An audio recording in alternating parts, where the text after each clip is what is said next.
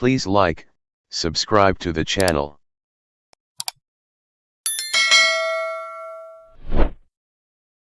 1 Samuel 1. Now there was a certain man of Ramathaim-Zophim, of Mount Ephraim, and his name was Elkanah, the son of Jeroham, the son of Elihu, the son of Tohu, the son of Zuph, an Ephrathite, and he had 2 wives, the name of the one was Hannah, and the name of the other Peninnah, and Peninnah had children, but Hannah had no children. And this man went up out of his city yearly to worship and to sacrifice unto the Lord of hosts in Shiloh. And the 2 sons of Eli, Hophni and Phinehas, the priests of the Lord, were there. And when the time was that Elkanah offered, he gave to Peninnah his wife, and to all her sons and her daughters, portions, but unto Hannah he gave a worthy portion, for he loved Hannah, but the Lord had shut up her womb. And her adversary also provoked her sore, for to make her fret, because the Lord had shut up her womb. And as he did so year by year, when she went up to the house of the Lord, so she provoked her, therefore she wept, and did not eat. Then said Elkanah her husband to her, Hannah, why weepest thou? And why eatest thou not? And why is thy heart grieved? Am not I better to thee than 10 sons? So Hannah rose up after they had eaten in Shiloh, and after they had drunk. Now Eli the priest sat upon a seat by a post of the temple of the Lord. And she was in bitterness of soul, and prayed unto the Lord, and wept sore. And she vowed a vow, and said, O Lord of hosts, if thou wilt indeed look on the affliction of thine handmaid, and remember me, and not forget thine handmaid, but wilt give unto thine handmaid a man-child, then I will give him unto the Lord all the days of his life, and there shall no razor come upon his head.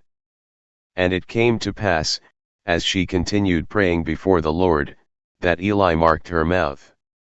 Now Hannah, she spake in her heart, only her lips moved, but her voice was not heard, therefore Eli thought she had been drunken. And Eli said unto her, How long wilt thou be drunken? Put away thy wine from thee. And Hannah answered and said, No, my Lord, I am a woman of a sorrowful spirit, I have drunk neither wine nor strong drink, but have poured out my soul before the Lord. Count not thine handmaid for a daughter of Belial, for out of the abundance of my complaint and grief have I spoken hitherto. Then Eli answered and said, Go in peace, and the God of Israel grant thee thy petition that thou hast asked of him. And she said, Let thine handmaid find grace in thy sight. So the woman went her way, and did eat, and her countenance was no more sad. And they rose up in the morning early, and worshipped before the Lord, and returned, and came to their house to Ramah, and Elkanah knew Hannah his wife, and the Lord remembered her. Wherefore it came to pass, when the time was come about after Hannah had conceived, that she bare a son, and called his name Samuel, saying, Because I have asked him of the Lord. And the man Elkanah, and all his house, went up to offer unto the Lord the yearly sacrifice, and his vow. But Hannah went not up, for she said unto her husband, I will not go up until the child be weaned, and then I will bring him, that he may appear before the Lord, and there abide forever. And Elkanah her husband said unto her, Do what seemeth thee good, tarry until thou have weaned him, only the Lord establish his word. So the woman abode, and gave her son suck until she weaned him. And when she had weaned him, she took him up with her, with 3 bullocks, and 1 ephah of flour, and a bottle of wine, and brought him unto the house of the Lord in Shiloh, and the child was young. And they slew a bullock, and brought the child to Eli. And she said, O my Lord, as thy soul liveth, my Lord, I am the woman that stood by thee here, praying unto the Lord. For this child I prayed, and the Lord hath given me my petition which I asked of him, therefore also I have lent him to the Lord, as long as he liveth he shall be lent to the Lord. And he worshipped the Lord there. 1 Samuel 2. And Hannah prayed, and said, My heart rejoiceth in the Lord, mine horn is exalted in the Lord, my mouth is enlarged over mine enemies, because I rejoice in thy salvation. There is none holy as the Lord, for there is none beside thee, neither is there any rock like our God. Talk no more so exceeding proudly, let not arrogancy come out of your mouth, for the Lord is a God of knowledge, and by him actions are weighed. The bows of the mighty men are broken, and they that stumbled are girded with strength. They that were full have hired out themselves for bread, and they that were hungry ceased, so that the barren hath borne 7, and she that hath many children is waxed feeble.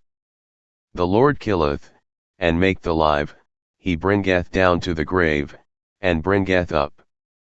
The Lord maketh poor, and maketh rich, he bringeth low, and lifteth up.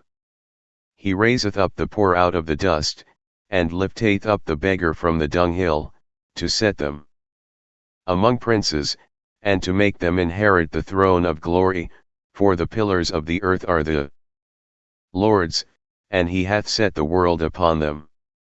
He will keep the feet of his saints, and the wicked shall be silent in darkness, for by strength shall no man prevail.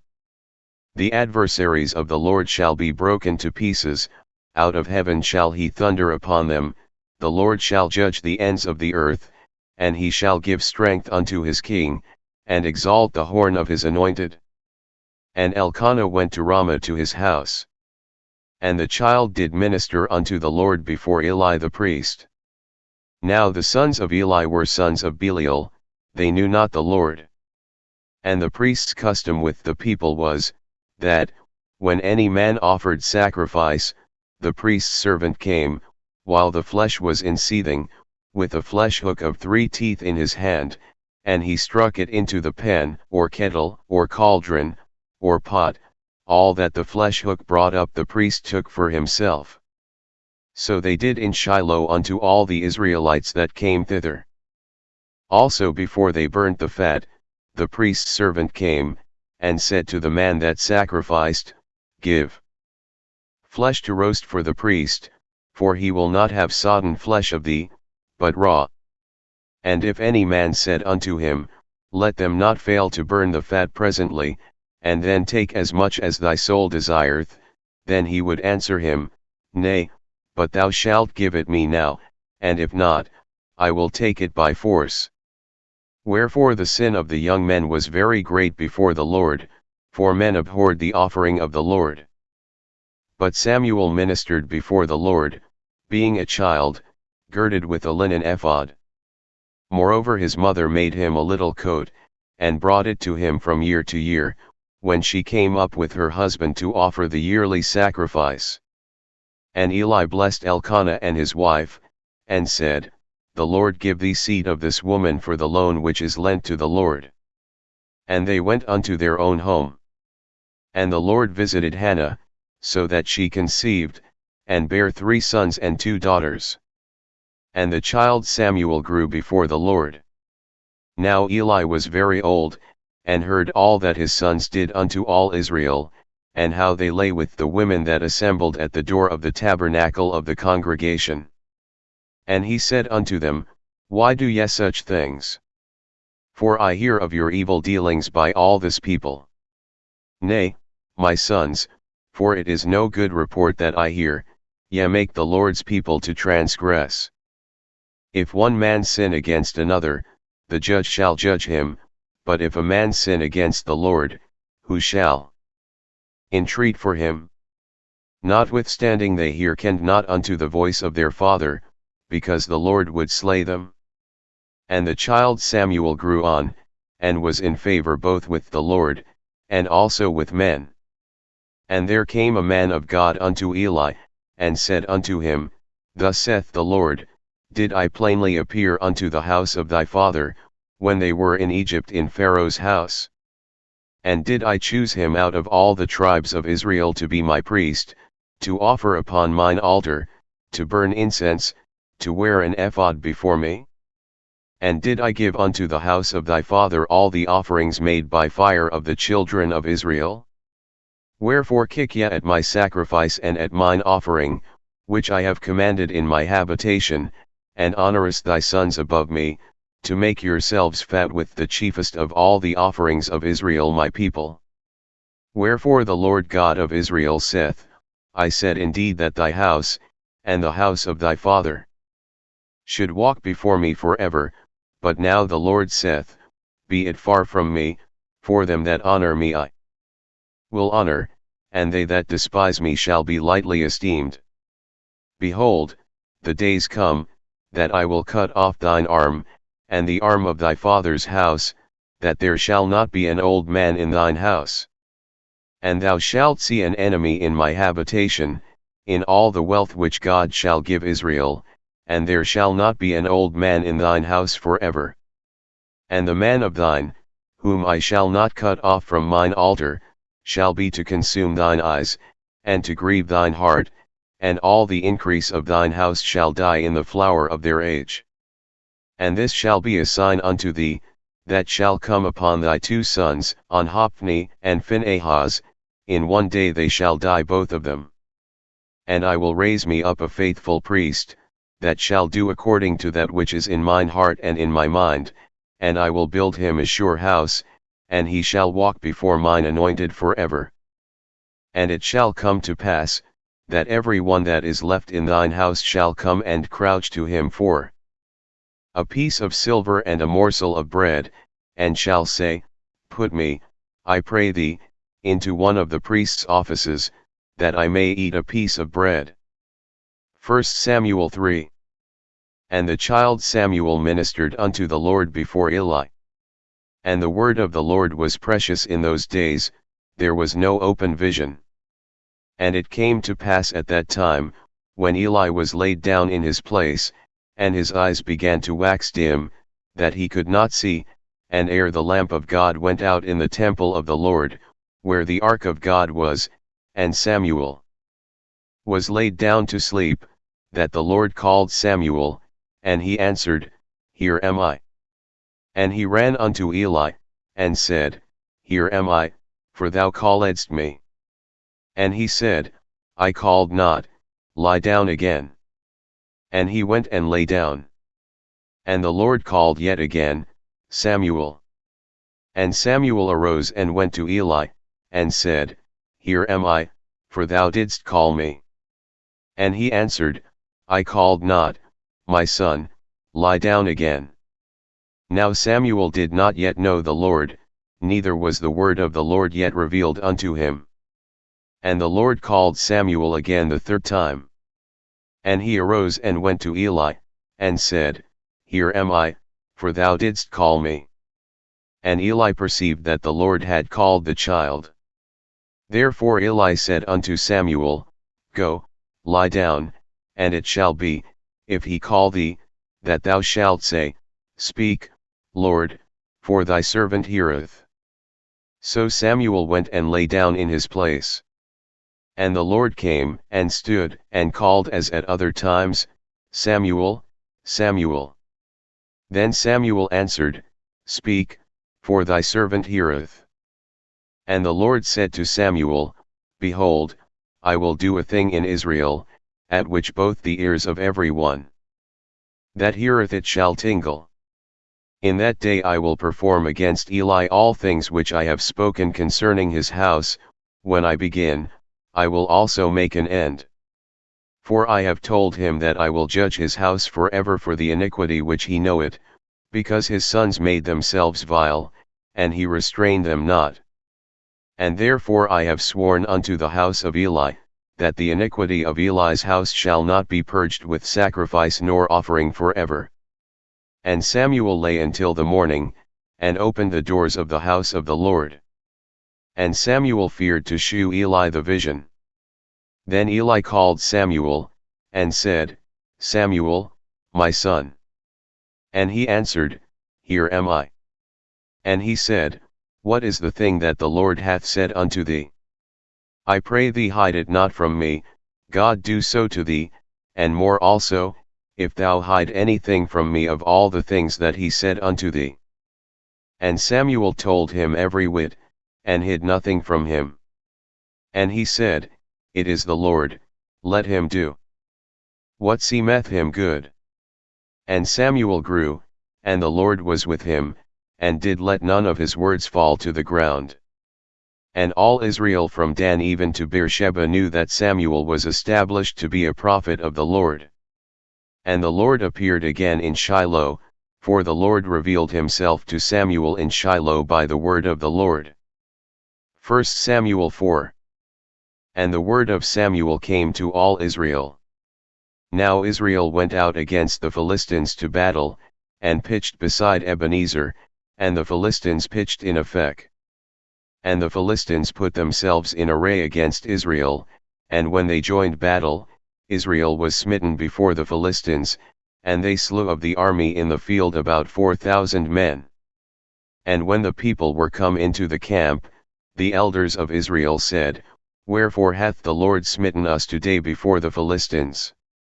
Let us fetch the ark of the covenant of the Lord out of Shiloh unto us, that, when it cometh among us, it may save us out of the hand of our enemies. So the people sent to Shiloh, that they might bring from thence the ark of the covenant of the Lord of hosts, which dwelleth between the cherubims, and the two sons of Eli, Hophni and Phinehas, were there with the ark of the covenant of God. And when the ark of the covenant of the Lord came into the camp, all Israel shouted with a great shout, so that the earth rang again. And when the Philistines heard the noise of the shout, they said, What meaneth the noise of this great shout in the camp of the Hebrews? And they understood that the ark of the Lord was come into the camp. And the Philistines were afraid, for they said, God is come into the camp. And they said, Woe unto us! For there hath not been such a thing heretofore. Woe unto us! Who shall deliver us out of the hand of these mighty gods? These are the gods that smote the Egyptians with all the plagues in the wilderness. Be strong, and quit yourselves like men, O ye Philistines, that ye be not servants unto the Hebrews, as they have been to you. Quit yourselves like men, and fight. And the Philistines fought, and Israel was smitten, and they fled every man into his tent, and there was a very great slaughter, for there fell of Israel 30,000 footmen. And the ark of God was taken, and the two sons of Eli, Hophni and Phinehas, were slain. And there ran a man of Benjamin out of the army, and came to Shiloh the same day with his clothes rent, and with earth upon his head. And when he came, lo, Eli sat upon a seat by the wayside watching, for his heart trembled for the ark of God. And when the man came into the city, and told it, all the city cried out. And when Eli heard the noise of the crying, he said, What meaneth the noise of this tumult?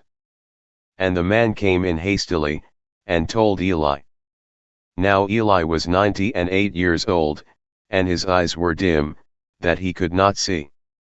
And the man said unto Eli, I am he that came out of the army, and I fled today out of the army. And he said, What is there done, my son?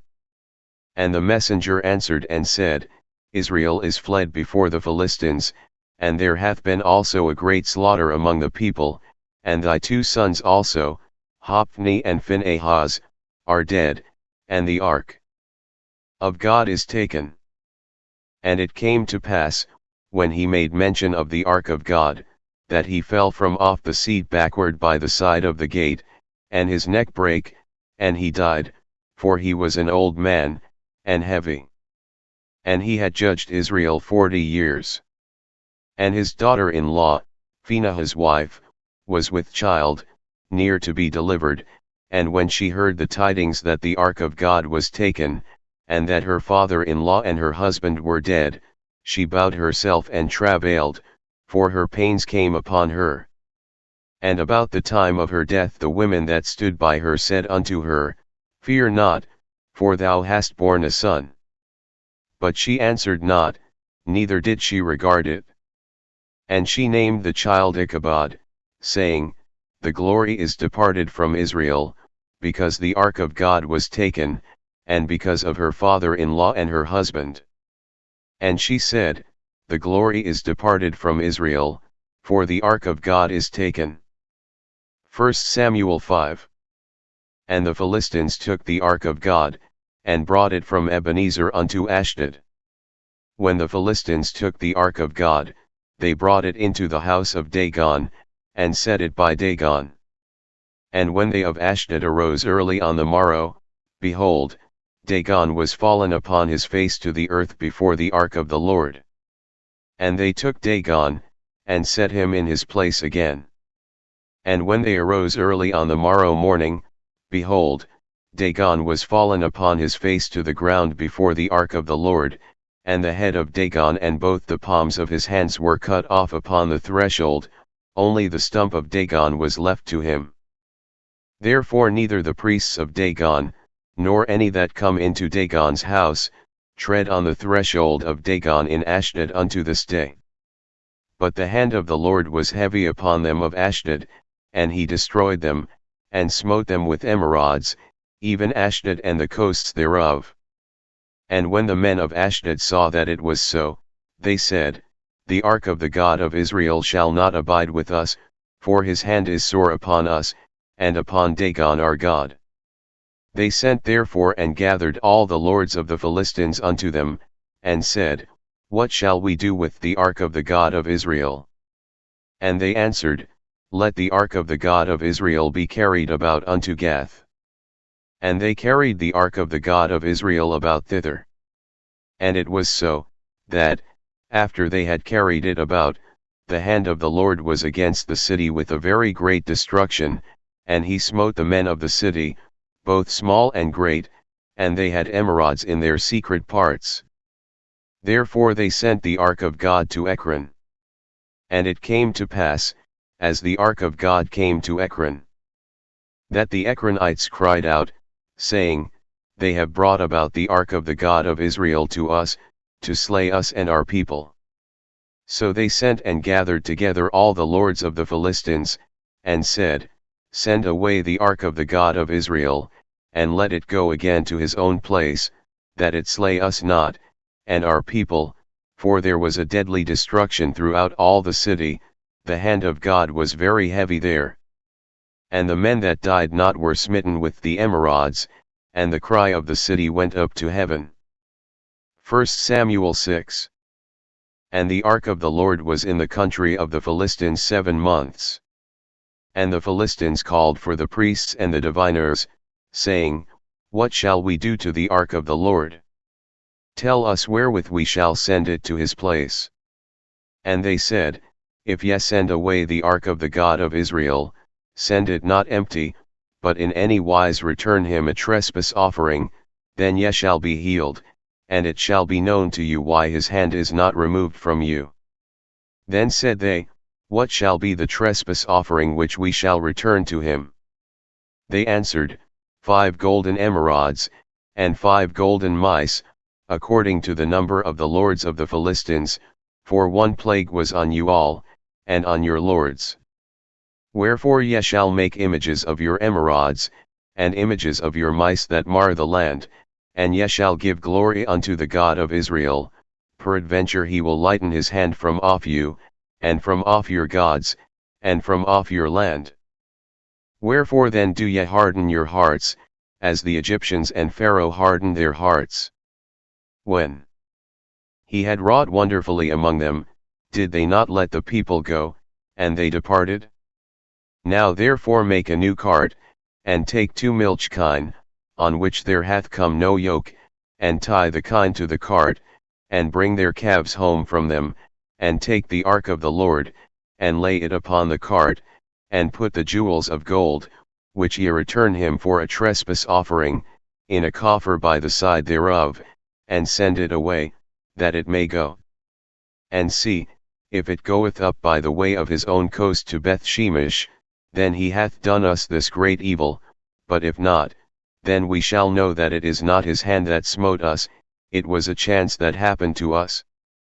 And the men did so, and took 2 milch kine, and tied them to the cart, and shut up their calves at home, and they laid the ark of the Lord upon the cart, and the coffer with the mice of gold and the images of their emerods.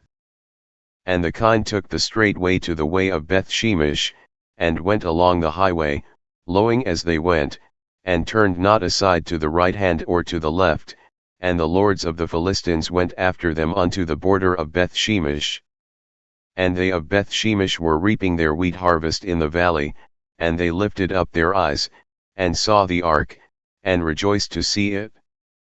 And the cart came into the field of Joshua, a Beth-shemite, and stood there, where there was a great stone, and they clave the wood of the cart, and offered the kine a burnt offering unto the Lord. And the Levites took down the ark of the Lord, and the coffer that was with it, wherein the jewels of gold were, and put them on the great stone, and the men of Beth-shemesh offered burnt offerings and sacrificed sacrifices the same day unto the Lord. And when the 5 lords of the Philistines had seen it, they returned to Ekron the same day. And these are the golden emerods which the Philistines returned for a trespass offering unto the Lord, for Ashdod 1, for Gaza 1, for Askelon 1, for Gath 1, for Ekron 1, and the golden mice, according to the number of all the cities of the Philistines belonging to the 5 lords, both of fenced cities, and of country villages, even unto the great stone of Abel, whereon they set down the ark of the Lord, which stone remaineth unto this day in the field of Joshua, the Beth-shemite. And he smote the men of Beth-shemesh, because they had looked into the ark of the Lord, even he smote of the people 50,060 men, and the people lamented, because the Lord had smitten many of the people with a great slaughter. And the men of Beth-shemesh said, Who is able to stand before this holy Lord God? And to whom shall he go up from us? And they sent messengers to the inhabitants of Kirjath-jearim, saying, The Philistines have brought again the ark of the Lord, come ye down, and fetch it up to you. 1 Samuel 7. And the men of Kirjath-jearim came, and fetched up the ark of the Lord, and brought it into the house of Abinadab in the hill, and sanctified Eleazar his son to keep the ark of the Lord. And it came to pass, while the ark abode in Kirjath-jearim, that the time was long, for it was 20 years, and all the house of Israel lamented after the Lord. And Samuel spake unto all the house of Israel, saying, If ye do return unto the Lord with all your hearts, then put away the strange gods and Ashtaroth from among you, and prepare your hearts unto the Lord, and serve him only, and he will deliver you out of the hand of the Philistines. Then the children of Israel did put away Baalim and Ashtaroth, and served the Lord only. And Samuel said, Gather all Israel to Mizpeh, and I will pray for you unto the Lord. And they gathered together to Mizpeh, and drew water, and poured it out before the Lord, and fasted on that day, and said there, We have sinned against the Lord. And Samuel judged the children of Israel in Mizpeh. And when the Philistines heard that the children of Israel were gathered together to Mizpeh, the lords of the Philistines went up against Israel. And when the children of Israel heard it, they were afraid of the Philistines. And the children of Israel said to Samuel, Cease not to cry unto the Lord our God for us, that he will save us out of the hand of the Philistines. And Samuel took a sucking lamb, and offered it for a burnt offering holy unto the Lord, and Samuel cried unto the Lord for Israel, and the Lord heard him. And as Samuel was offering up the burnt offering, the Philistines drew near to battle against Israel, but the Lord thundered with a great thunder on that day upon the Philistines, and discomfited them, and they were smitten before Israel. And the men of Israel went out of Mizpeh, and pursued the Philistines, and smote them, until they came under Bethkar. Then Samuel took a stone, and set it between Mizpeh and Shen, and called the name of it Ebenezer, saying, Hitherto hath the Lord helped us. So the Philistines were subdued, and they came no more into the coast of Israel, and the hand of the Lord was against the Philistines all the days of Samuel. And the cities which the Philistines had taken from Israel were restored to Israel, from Ekron even unto Gath, and the coasts thereof did Israel deliver out of the hands of the Philistines. And there was peace between Israel and the Amorites. And Samuel judged Israel all the days of his life. And he went from year to year in circuit to Bethel, and Gilgal, and Mizpeh, and judged Israel in all those places. And his return was to Ramah, for there was his house, and there he judged Israel, and there he built an altar unto the Lord. 1 Samuel 8. And it came to pass, when Samuel was old, that he made his sons judges over Israel. Now the name of his firstborn was Joel, and the name of his second, Abiah. They were judges in Beersheba. And his sons walked not in his ways, but turned aside after lucre, and took bribes, and perverted judgment. Then all the elders of Israel gathered themselves together, and came to Samuel unto Ramah, and said unto him, Behold, thou art old, and thy sons walk not in thy ways, now make us a king to judge us like all the nations. But the thing displeased Samuel, when they said, Give us a king to judge us. And Samuel prayed unto the Lord. And the Lord said unto Samuel, Hearken unto the voice of the people in all that they say unto thee, for they have not rejected thee, but they have rejected me, that I should not reign over them. According to all the works which they have done since the day that I brought them up out of Egypt. Even unto this day, wherewith they have forsaken me, and served other gods, so do they also unto thee. Now therefore hearken unto their voice, howbeit yet protest solemnly unto them, and shew them the manner of the king that shall reign over them. And Samuel told all the words of the Lord unto the people that asked of him a king. And he said, This will be the manner of the king that shall reign over you, he will take your sons, and appoint them for himself, for his chariots, and to be his horsemen, and some shall run before his chariots. And he will appoint him captains over thousands, and captains over fifties, and will set them to ear his ground, and to reap his harvest, and to make his instruments of war, and instruments of his chariots. And he will take your daughters to be confectionaries, and to be cooks, and to be bakers. And he will take your fields, and your vineyards, and your olive yards, even the best of them, and give them to his servants.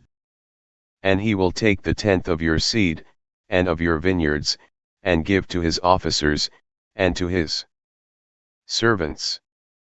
And he will take your menservants, and your maidservants, and your goodliest young men, and your asses, and put them to his work. He will take the tenth of your sheep, and ye shall be his servants. And ye shall cry out in that day because of your king which ye shall have chosen you, and the Lord will not hear you in that day. Nevertheless the people refused to obey the voice of Samuel, and they said, Nay, but we will have a king over us, that we also may be like all the nations, and that our king may judge us, and go out before us, and fight our battles. And Samuel heard all the words of the people, and he rehearsed them in the ears of the Lord. And the Lord said to Samuel, Hearken unto their voice, and make them a king. And Samuel said unto the men of Israel, Go ye every man unto his city. 1 Samuel 9. Now there was a man of Benjamin, whose name was Kish, the son of Abiel, the son of Zerer, the son of Becheroth, the son of Aphiah, a Benjamite, a mighty man of power. And he had a son, whose name was Saul, a choice young man, and a goodly, and there was not among the children of Israel a goodlier person than he, from his shoulders and upward he was higher than any of the people. And the asses of Kish Saul's father were lost. And Kish said to Saul his son, Take now one of the servants with thee, and arise, Go seek the asses. And he passed through Mount Ephraim, and passed through the land of Shalisha, but they found them not. Then they passed through the land of Shalim, and there they were not.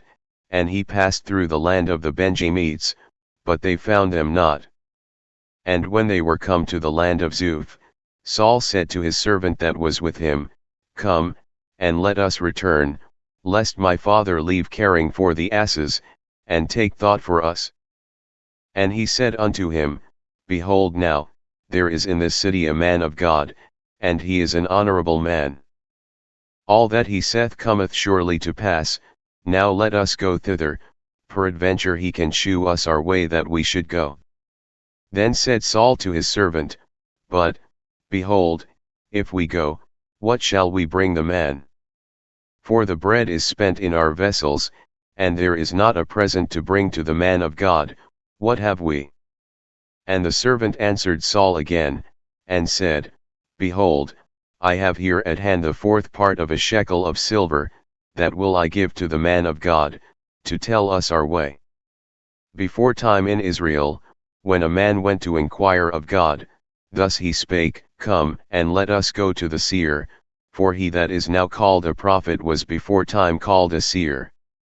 Then said Saul to his servant, Well said, Come, let us go. So they went unto the city where the man of God was. And as they went up the hill to the city, they found young maidens going out to draw water, and said unto them, Is the seer here? And they answered them, and said, He is. Behold, he is before you. Make haste now, for he came to day to the city, for there is a sacrifice of the people today in the high place. As soon as ye be come into the city, ye shall straightway find him, before he go up to the high place to eat, for the people will not eat until he come, because he doth bless the sacrifice, and afterwards they eat that be bidden. Now therefore get you up, for about this time ye shall find him. And they went up into the city, and when they were come into the city, behold, Samuel came out against them, for to go up to the high place. Now the Lord had told Samuel in his ear a day before Saul came, saying, Tomorrow about this time I will send thee a man out of the land of Benjamin, and thou shalt anoint him to be captain over my people Israel, that he may save my people out of the hand of the Philistines, for I have looked upon my people, because their cry is come unto me. And when Samuel saw Saul, the Lord said unto him, Behold the man whom I spake to thee of. This same shall reign over my people. Then Saul drew near to Samuel in the gate, and said, Tell me, I pray thee, where the seer's house is. And Samuel answered Saul, and said, I am the seer. Go up before me unto the high place, for ye shall eat with me today, and tomorrow I will let thee go, and will tell thee all that is in thine heart. And as for thine asses that were lost 3 days ago, set not thy mind on them, for they are found. And on whom is all the desire of Israel? Is it not on thee, and on all thy father's house? And Saul answered and said, Am not I a Benjamite, of the smallest of the tribes of Israel? And my family the least of all the families of the tribe of Benjamin? Wherefore then speakest thou so to me? And Samuel took Saul and his servant, and brought them into the parlor, and made them sit in the chiefest place among them that were bidden, which were about 30 persons. And Samuel said unto the cook, Bring the portion which I gave thee, of which I said unto thee, Set it by thee. And the cook took up the shoulder, and that which was upon it, and set it before Saul. And Samuel said, Behold that which is left. Set it before thee, and eat, for unto this time hath it been kept for thee since I said, I have invited the people. So Saul did eat with Samuel that day. And when they were come down from the high place into the city, Samuel communed with Saul upon the top of the house. And they arose early, and it came to pass about the spring of the day, that Samuel called Saul to the top of the house, saying, Up, that I may send thee away. And Saul arose, and they went out both of them, he and Samuel, abroad. And as they were going down to the end of the city, Samuel said to Saul, Bid the servant pass on before us, and he passed on, but stand thou still a while, that I may shew thee the word of God. 1 Samuel 10. Then Samuel took a vial of oil, and poured it upon his head, and kissed him, and said, Is it not because the Lord hath anointed thee to be captain over his inheritance? When thou art departed from me today, then thou shalt find 2 men by Rachel's sepulchre in the border of Benjamin at Zelzah, and they will say unto thee, The asses which thou wentest to seek are found, and, lo, thy father hath left the care of the asses, and sorroweth for you, saying, What shall I do for my son? Then shalt thou go on forward from thence, and thou shalt come to the plain of Tabor, and there shall meet thee 3 men going up to God to Bethel, one carrying 3 kids, and another carrying 3 loaves of bread, and another carrying a bottle of wine, and they will salute thee, and give thee 2 loaves of bread, which thou shalt receive of their hands. After that thou shalt come to the hill of God, where is the garrison of the Philistines, and it shall come to pass, when thou art come thither to the city, that thou shalt meet a company of prophets, coming down from the high place with a psaltery, and a tabret, and a pipe, and a harp, before them, and they shall prophesy, and the Spirit of the Lord will come upon thee, and thou shalt prophesy with them, and shalt be turned into another man. And let it be, when these signs are come unto thee, that thou do as occasion serve thee, for God is with thee.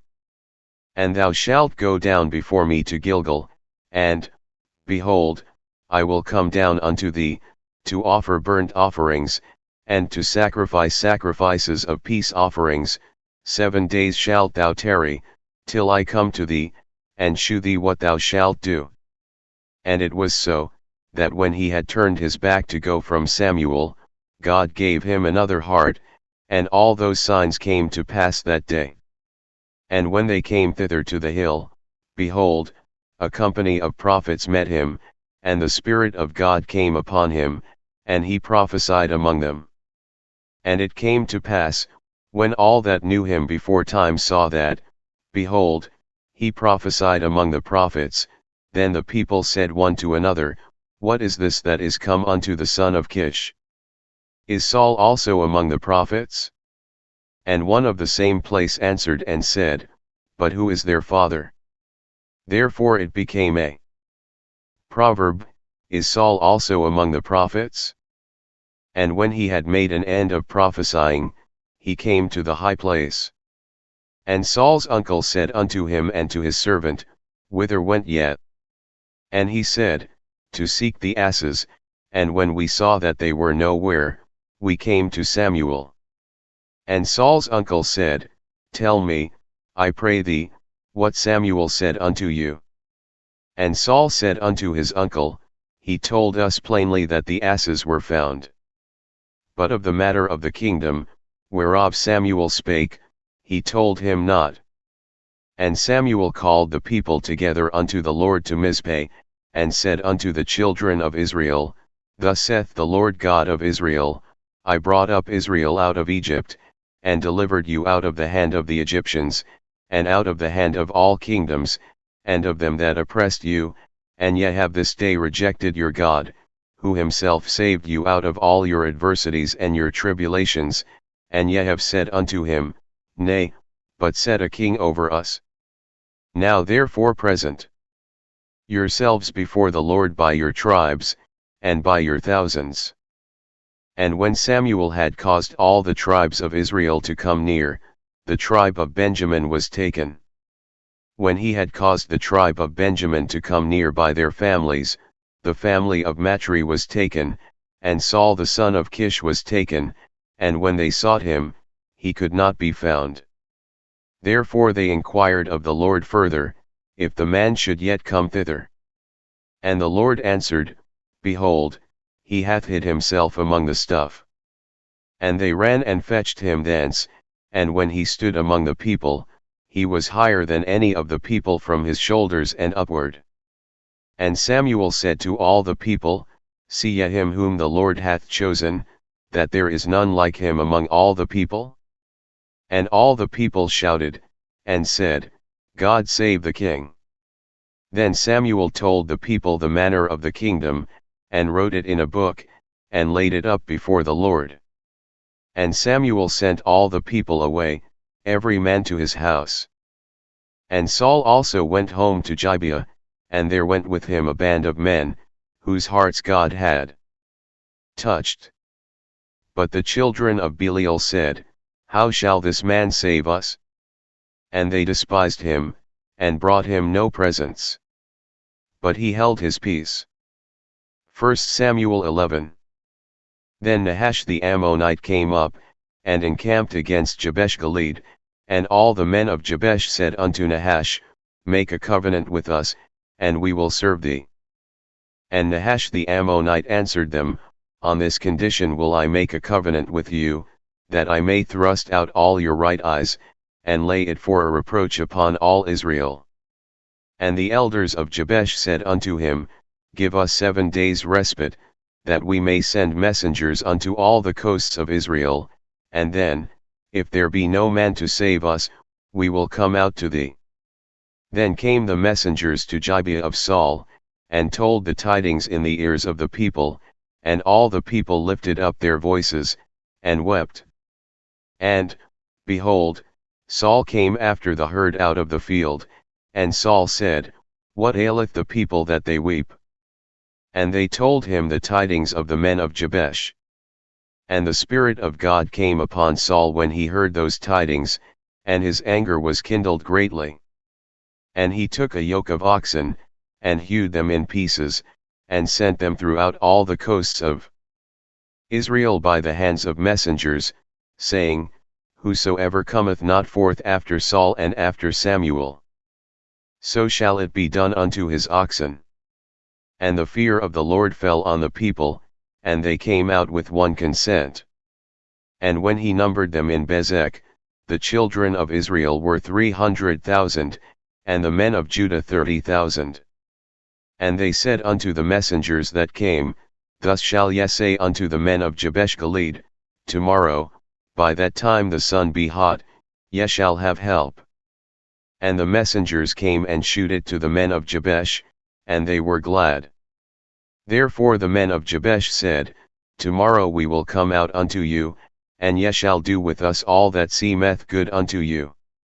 And it was so on the morrow, that Saul put the people in 3 companies, and they came into the midst of the host in the morning watch, and slew the Ammonites until the heat of the day, and it came to pass, that they which remained were scattered, so that 2 of them were not left together. And the people said unto Samuel, Who is he that said, Shall Saul reign over us? Bring the men, that we may put them to death. And Saul said, There shall not a man be put to death this day, for today the Lord hath wrought salvation in Israel. Then said Samuel to the people, Come, and let us go to Gilgal, and renew the kingdom there. And all the people went to Gilgal, and there they made Saul king before the Lord in Gilgal, and there they sacrificed sacrifices of peace offerings before the Lord, and there Saul and all the men of Israel rejoiced greatly. 1 Samuel 12. And Samuel said unto all Israel, Behold, I have hearkened unto your voice in all that ye said unto me, and have made a king over you. And now, behold, the king walketh before you, and I am old and grey-headed, and, behold, my sons are with you, and I have walked before you from my childhood unto this day. Behold, here I am, witness against me before the Lord, and before his anointed, whose ox have I taken? Or whose ass have I taken? Or whom have I defrauded? Whom have I oppressed? Or of whose hand have I received any bribe to blind mine eyes therewith? And I will restore it you. And they said, Thou hast not defrauded us, nor oppressed us, neither hast thou taken aught of any man's hand. And he said unto them, The Lord is witness against you, and his anointed is witness this day, that ye have not found aught in my hand. And they answered, He is witness. And Samuel said unto the people, It is the Lord that advanced Moses and Aaron, and that brought your fathers up out of the land of Egypt. Now therefore stand still, that I may reason with you before the Lord of all the righteous acts of the Lord, which he did to you and to your fathers. When Jacob was come into Egypt, and your fathers cried unto the Lord, then the Lord sent Moses and Aaron, which brought forth your fathers out of Egypt, and made them dwell in this place. And when they forgat the Lord their God, he sold them into the hand of Sisera, captain of the host of Hazor, and into the hand of the Philistines, and into the hand of the king of Moab, and they fought against them. And they cried unto the Lord, and said, We have sinned, because we have forsaken the Lord, and have served Baalim and Ashtaroth, but now deliver us out of the hand of our enemies, and we will serve thee. And the Lord sent Jerubbaal, and Bedan, and Jephthah, and Samuel, and delivered you out of the hand of your enemies on every side, and ye dwelled safe. And when ye saw that Nahash the king of the children of Ammon came against you, ye said unto me, Nay, but a king shall reign over us, when the Lord your God was your king. Now therefore behold the king whom ye have chosen, and whom ye have desired. And, behold, the Lord hath set a king over you. If ye will fear the Lord, and serve him, and obey his voice, and not rebel against the commandment of the Lord, then shall both ye and also the king that reigneth over you continue following the Lord your God. But if ye will not obey the voice of the Lord, but rebel against the commandment of the Lord, then shall the hand of the Lord be against you, as it was against your fathers. Now therefore stand and see this great thing, which the Lord will do before your eyes. Is it not wheat harvest today? I will call unto the Lord, and he shall send thunder and rain, that ye may perceive and see that your wickedness is great, which ye have done in the sight of the Lord, in asking you a king. So Samuel called unto the Lord, and the Lord sent thunder and rain that day, and all the people greatly feared the Lord and Samuel. And all the people said unto Samuel, Pray for thy servants unto the Lord thy God, that we die not, for we have added unto all our sins this evil, to ask us a king. And Samuel said unto the people, Fear not, ye have done all this wickedness, yet turn not aside from following the Lord, but serve the Lord with all your heart, and turn ye not aside, for then should ye go after vain things, which cannot profit nor deliver, for they are vain. For the Lord will not forsake his people for his great name's sake, because it hath pleased the Lord to make you his people. Moreover, as for me, God forbid that I should sin against the Lord in ceasing to pray for you, but I will teach you the good and the right way. Only fear the Lord, and serve him in truth with all your heart, for consider how great things he hath done for you. But if ye shall still do wickedly, ye shall be consumed, both ye and your king. 1 Samuel 13.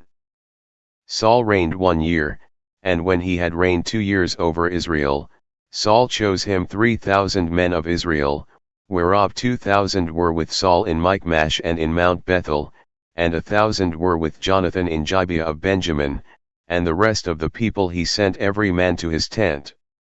And Jonathan smote the garrison of the Philistines that was in Gibeah, and the Philistines heard of it. And Saul blew the trumpet throughout all the land, saying, Let the Hebrews hear. And all Israel heard say that Saul had smitten a garrison of the Philistines, and that Israel also was had in abomination with the Philistines. And the people were called together after Saul to Gilgal. And the Philistines gathered themselves together to fight with Israel, 30,000 chariots, and 6,000 horsemen, and people as the sand which is on the seashore in multitude, and they came up, and pitched in Michmash, eastward from Bethaven. When the men of Israel saw that they were in a strait, for the people were distressed, then the people did hide themselves in caves, and in thickets, and in rocks, and in high places, and in pits. And some of the Hebrews went over Jordan to the land of Gad and Gilead. As for Saul, he was yet in Gilgal, and all the people followed him trembling. And he tarried 7 days, according to the set time that Samuel had appointed, but Samuel came not to Gilgal, and the people were scattered from him. And Saul said, Bring hither a burnt offering to me, and peace offerings. And he offered the burnt offering.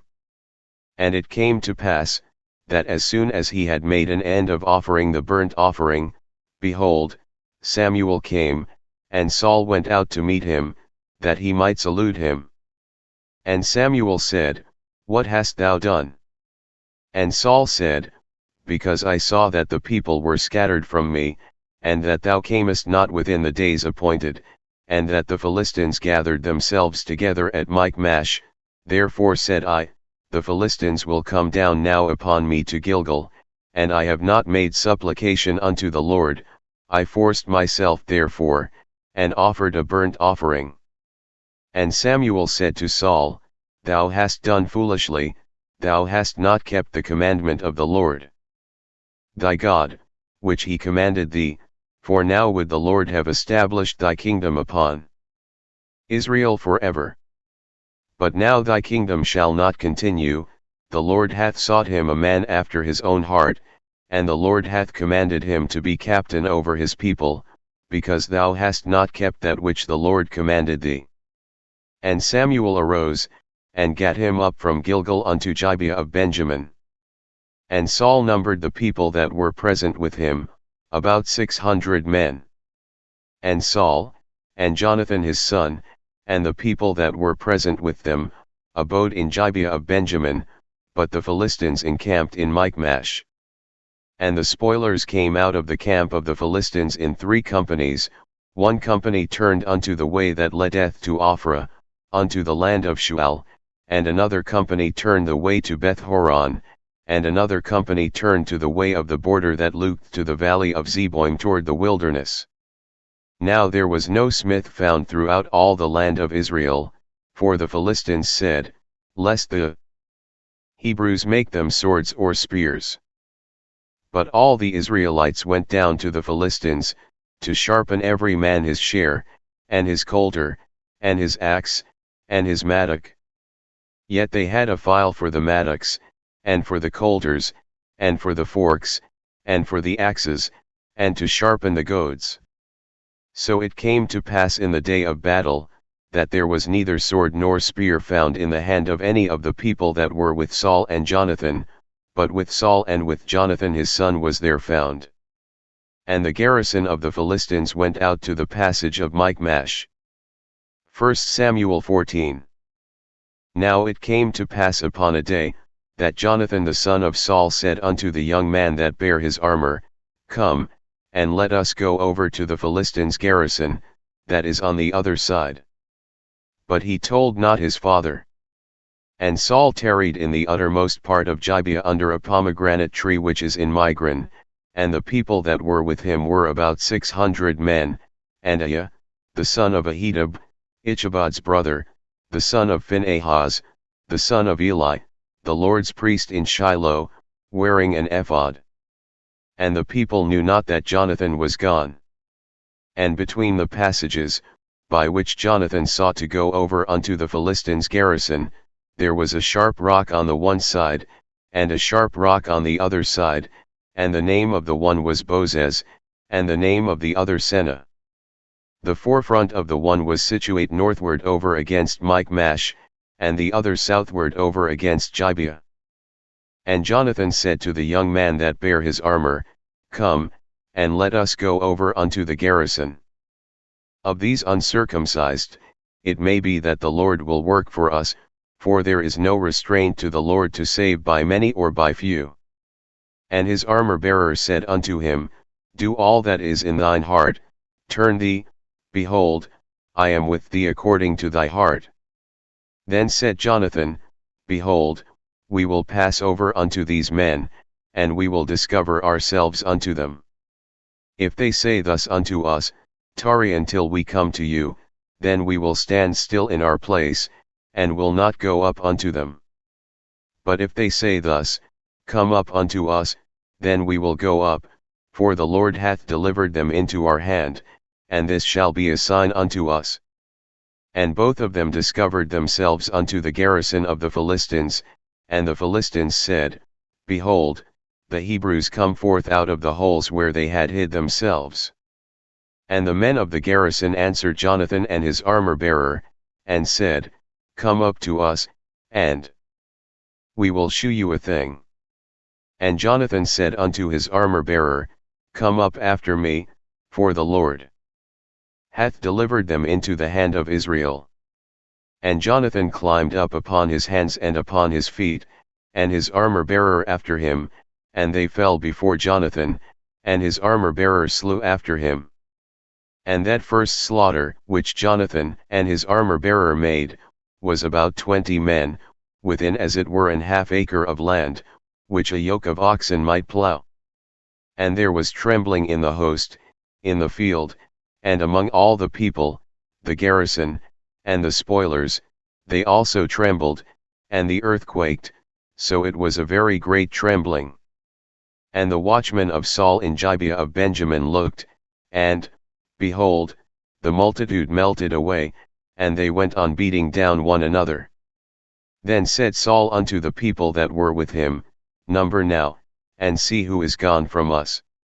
And when they had numbered, behold, Jonathan and his armor-bearer were not there. And Saul said unto Ahijah, Bring hither the ark of God. For the ark of God was at that time with the children of Israel. And it came to pass, while Saul talked unto the priest, that the noise that was in the host of the Philistines went on and increased, and Saul said unto the priest, Withdraw thine hand. And Saul and all the people that were with him assembled themselves, and they came to the battle, and, behold, every man's sword was against his fellow, and there was a very great discomfiture. Moreover the Hebrews that were with the Philistines before that time, which went up with them into the camp from the country round about, even they also turned to be with the Israelites that were with Saul and Jonathan. Likewise all the men of Israel which had hid themselves in Mount Ephraim, when they heard that the Philistines fled, even they also followed hard after them in the battle. So the Lord saved Israel that day, and the battle passed over unto Bethaven. And the men of Israel were distressed that day, for Saul had adjured the people, saying, Cursed be the man that eateth any food until evening, that I may be avenged on mine enemies. So none of the people tasted any food.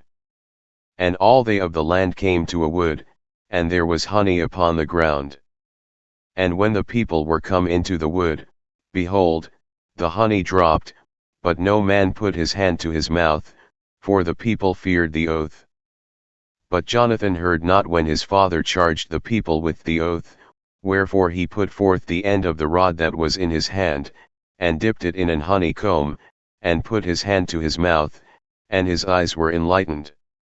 Then answered one of the people, and said, Thy father straitly charged the people with an oath, saying, Cursed be the man that eateth any food this day. And the people were faint. Then said Jonathan, My father hath troubled the land. See, I pray you, how mine eyes have been enlightened, because I tasted a little of this honey. How much more, if haply the people had eaten freely today of the spoil of their enemies which they found. For had there not been now a much greater slaughter among the Philistines? And they smote the Philistines that day from Michmash to Aijalon, and the people were very faint. And the people flew upon the spoil, and took sheep and oxen and calves, and slew them on the ground, and the people did eat them with the blood. Then they told Saul, saying, Behold, the people sin against the Lord, in that they eat with the blood. And he said, Ye have transgressed, roll a great stone unto me this day. And Saul said, Disperse yourselves among the people, and say unto them, Bring me hither every man his ox, and every man his sheep, and slay them here, and eat, and sin not against the Lord in eating with the blood. And all the people brought every man his ox with him that night, and slew them there. And Saul built an altar unto the Lord, the same was the first altar that he built unto the Lord. And Saul said, Let us go down after the Philistines by night, and spoil them until the morning light, and let us not leave a man of them. And they said, Do whatsoever seemeth good unto thee. Then said the priest, Let us draw near hither unto God. And Saul asked counsel of God, Shall I go down after the Philistines? Wilt thou deliver them into the hand of Israel? But he answered him not that day. And Saul said, Draw ye near hither, all the chief of the people, and know and see wherein the sin hath been this day. For, as the Lord liveth, which saveth Israel, though it be in Jonathan my son, he shall surely die. But there was not a man among all the people that answered him. Then said he unto all Israel, Be ye on one side, and I and Jonathan my son will be on the other side. And the people said unto Saul, Do what seemeth good unto thee. Therefore Saul said unto the Lord God of Israel, Give a perfect lot. And Saul and Jonathan were taken, but the people escaped. And Saul said, Cast lots between me and Jonathan my son. And Jonathan was taken. Then Saul said to Jonathan, Tell me what thou hast done. And Jonathan told him, and said, I did but taste a little honey with the end of the rod that was in mine hand, and, lo, I must die. And Saul answered, God do so and more also, for thou shalt surely die, Jonathan. And the people said unto Saul, Shall Jonathan die, who hath wrought this great salvation in Israel? God forbid, as the Lord liveth, there shall not one hair of his head fall to the ground, for he hath wrought with God this day. So the people rescued Jonathan, that he died not. Then Saul went up from following the Philistines, and the Philistines went to their own place. So Saul took the kingdom over Israel, and fought against all his enemies on every side, against Moab, and against the children of Ammon, and against Edom, and against the kings of Zebah, and against the Philistines, and whithersoever he turned himself, he vexed them. And he gathered an host, and smote the Amalekites, and delivered Israel out of the hands of them that spoiled them. Now the sons of Saul were Jonathan, and Ishui, and Melchishua, and the names of his 2 daughters were these, the name of the firstborn Merab, and the name of the younger Michal, and the name of Saul's wife was Ahinoam, the daughter of Ahimaaz, and the name of the captain of his host was Abner, the son of Nah, Saul's uncle. And Kish was the father of Saul, and Nah the father of Abner was the son of Abil. And there was sore war against the Philistines all the days of Saul, and when Saul saw any strong man, or any valiant man, he took him unto him. 1 Samuel 15. Samuel also said unto Saul, The Lord sent me to anoint thee to be king over his people, over Israel, now therefore hearken thou unto the voice of the words of the Lord. Thus saith the Lord of hosts, I remember that which Amalek did to Israel, how he laid wait for him in the way, when he came up from Egypt. Now go and smite Amalek, and utterly destroy all that they have, and spare them not, but slay both man and woman, infant and suckling, ox and sheep, camel and ass. And Saul gathered the people together, and numbered them in Telaim, 200,000 footmen, and 10,000 men of Judah. And Saul came to a city of Amalek, and laid wait in the valley. And Saul said unto the Kenites, Go, depart, get you down from among the Amalekites, lest I destroy you with them, for ye shewed kindness to all the children of Israel, when they came up out of Egypt.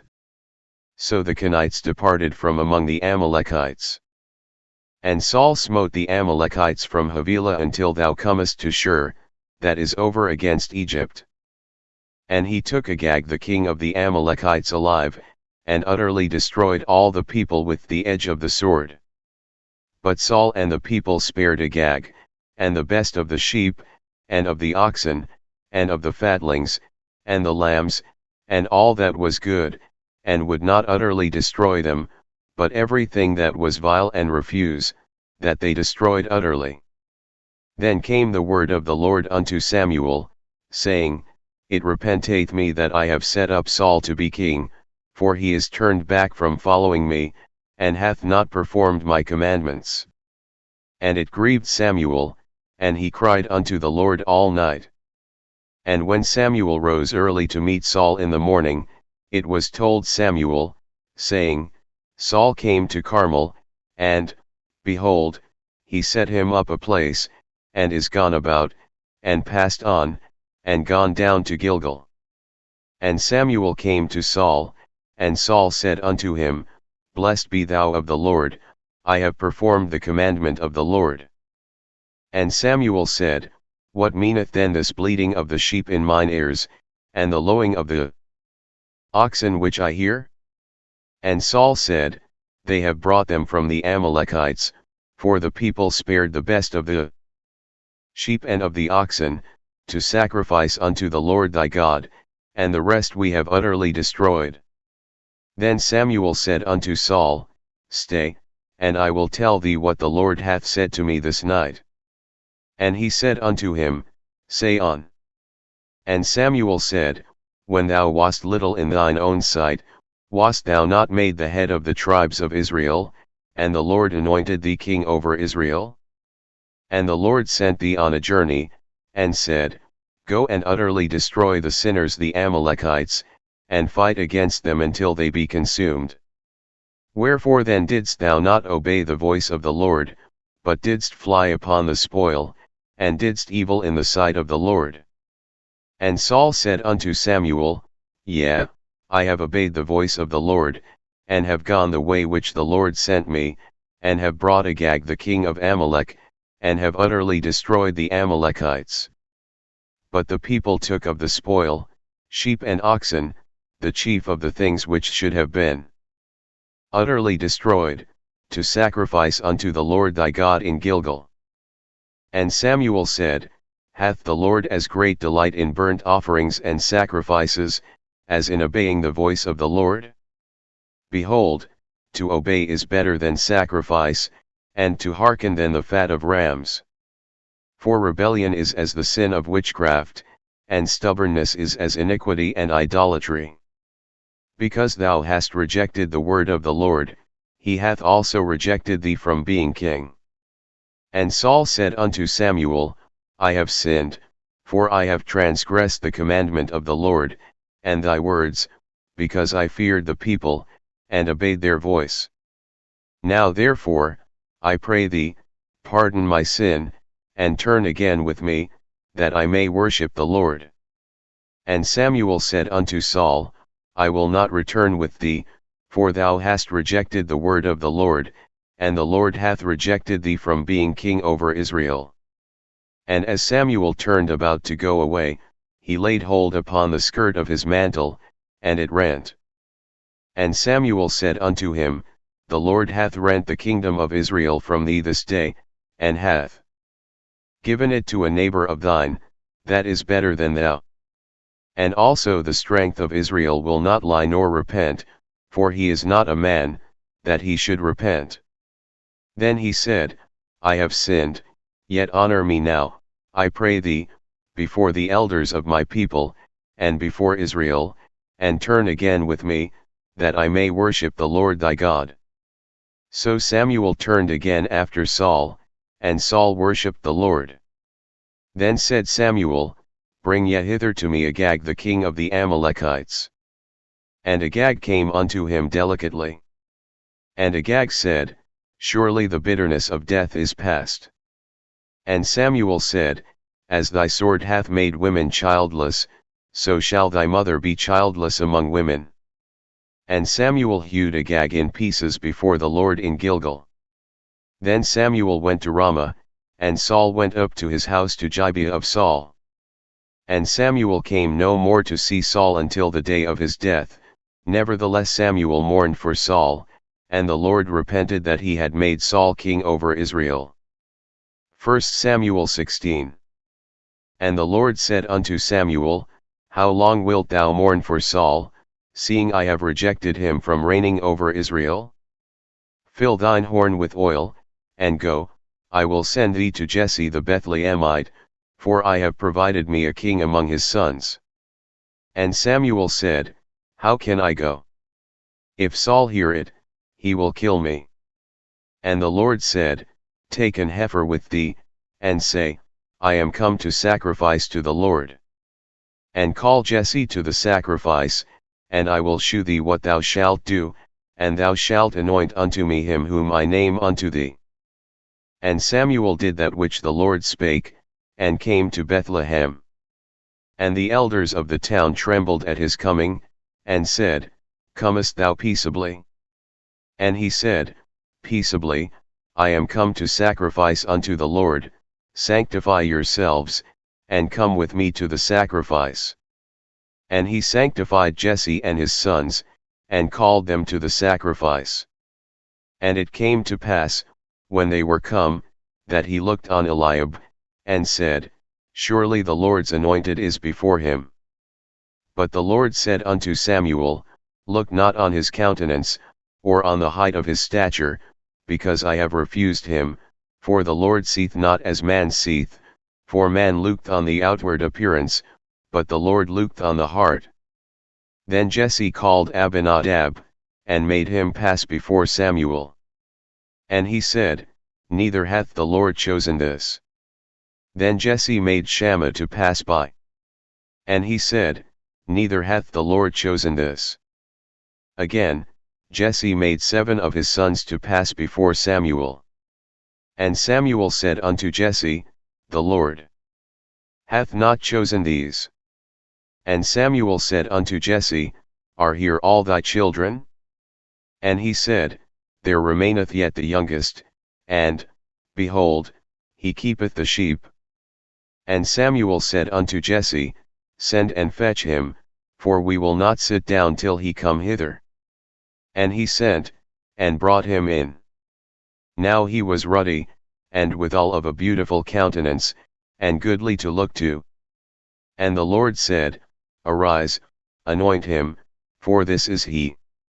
Then Samuel took the horn of oil, and anointed him in the midst of his brethren, and the Spirit of the Lord came upon David from that day forward. So Samuel rose up, and went to Ramah. But the Spirit of the Lord departed from Saul, and an evil spirit from the Lord troubled him. And Saul's servants said unto him, Behold now, an evil spirit from God troubleth thee. Let our Lord now command thy servants, which are before thee, to seek out a man, who is a cunning player on an harp, and it shall come to pass, when the evil spirit from God is upon thee, that he shall play with his hand, and thou shalt be well. And Saul said unto his servants, Provide me now a man that can play well, and bring him to me. Then answered one of the servants, and said, Behold, I have seen a son of Jesse the Bethlehemite, that is cunning in playing, and a mighty valiant man, and a man of war, and prudent in matters, and a comely person, and the Lord is with him. Wherefore Saul sent messengers unto Jesse, and said, Send me David thy son, which is with the sheep. And Jesse took an ass laden with bread, and a bottle of wine, and a kid, and sent them by David his son unto Saul. And David came to Saul, and stood before him, and he loved him greatly, and he became his armor-bearer. And Saul sent to Jesse, saying, Let David, I pray thee, stand before me, for he hath found favor in my sight. And it came to pass, when the evil spirit from God was upon Saul, that David took an harp, and played with his hand, So Saul was refreshed, and was well, and the evil spirit departed from him. 1 Samuel 17. Now the Philistines gathered together their armies to battle, and were gathered together at Shakah, which belongeth to Judah, and pitched between Shakah and Azekah, in Ephesdammim. And Saul and the men of Israel were gathered together, and pitched by the valley of Elah, and set the battle in array against the Philistines. And the Philistines stood on a mountain on the one side, and Israel stood on a mountain on the other side, and there was a valley between them. And there went out a champion out of the camp of the Philistines, named Goliath, of Gath, whose height was 6 cubits and a span.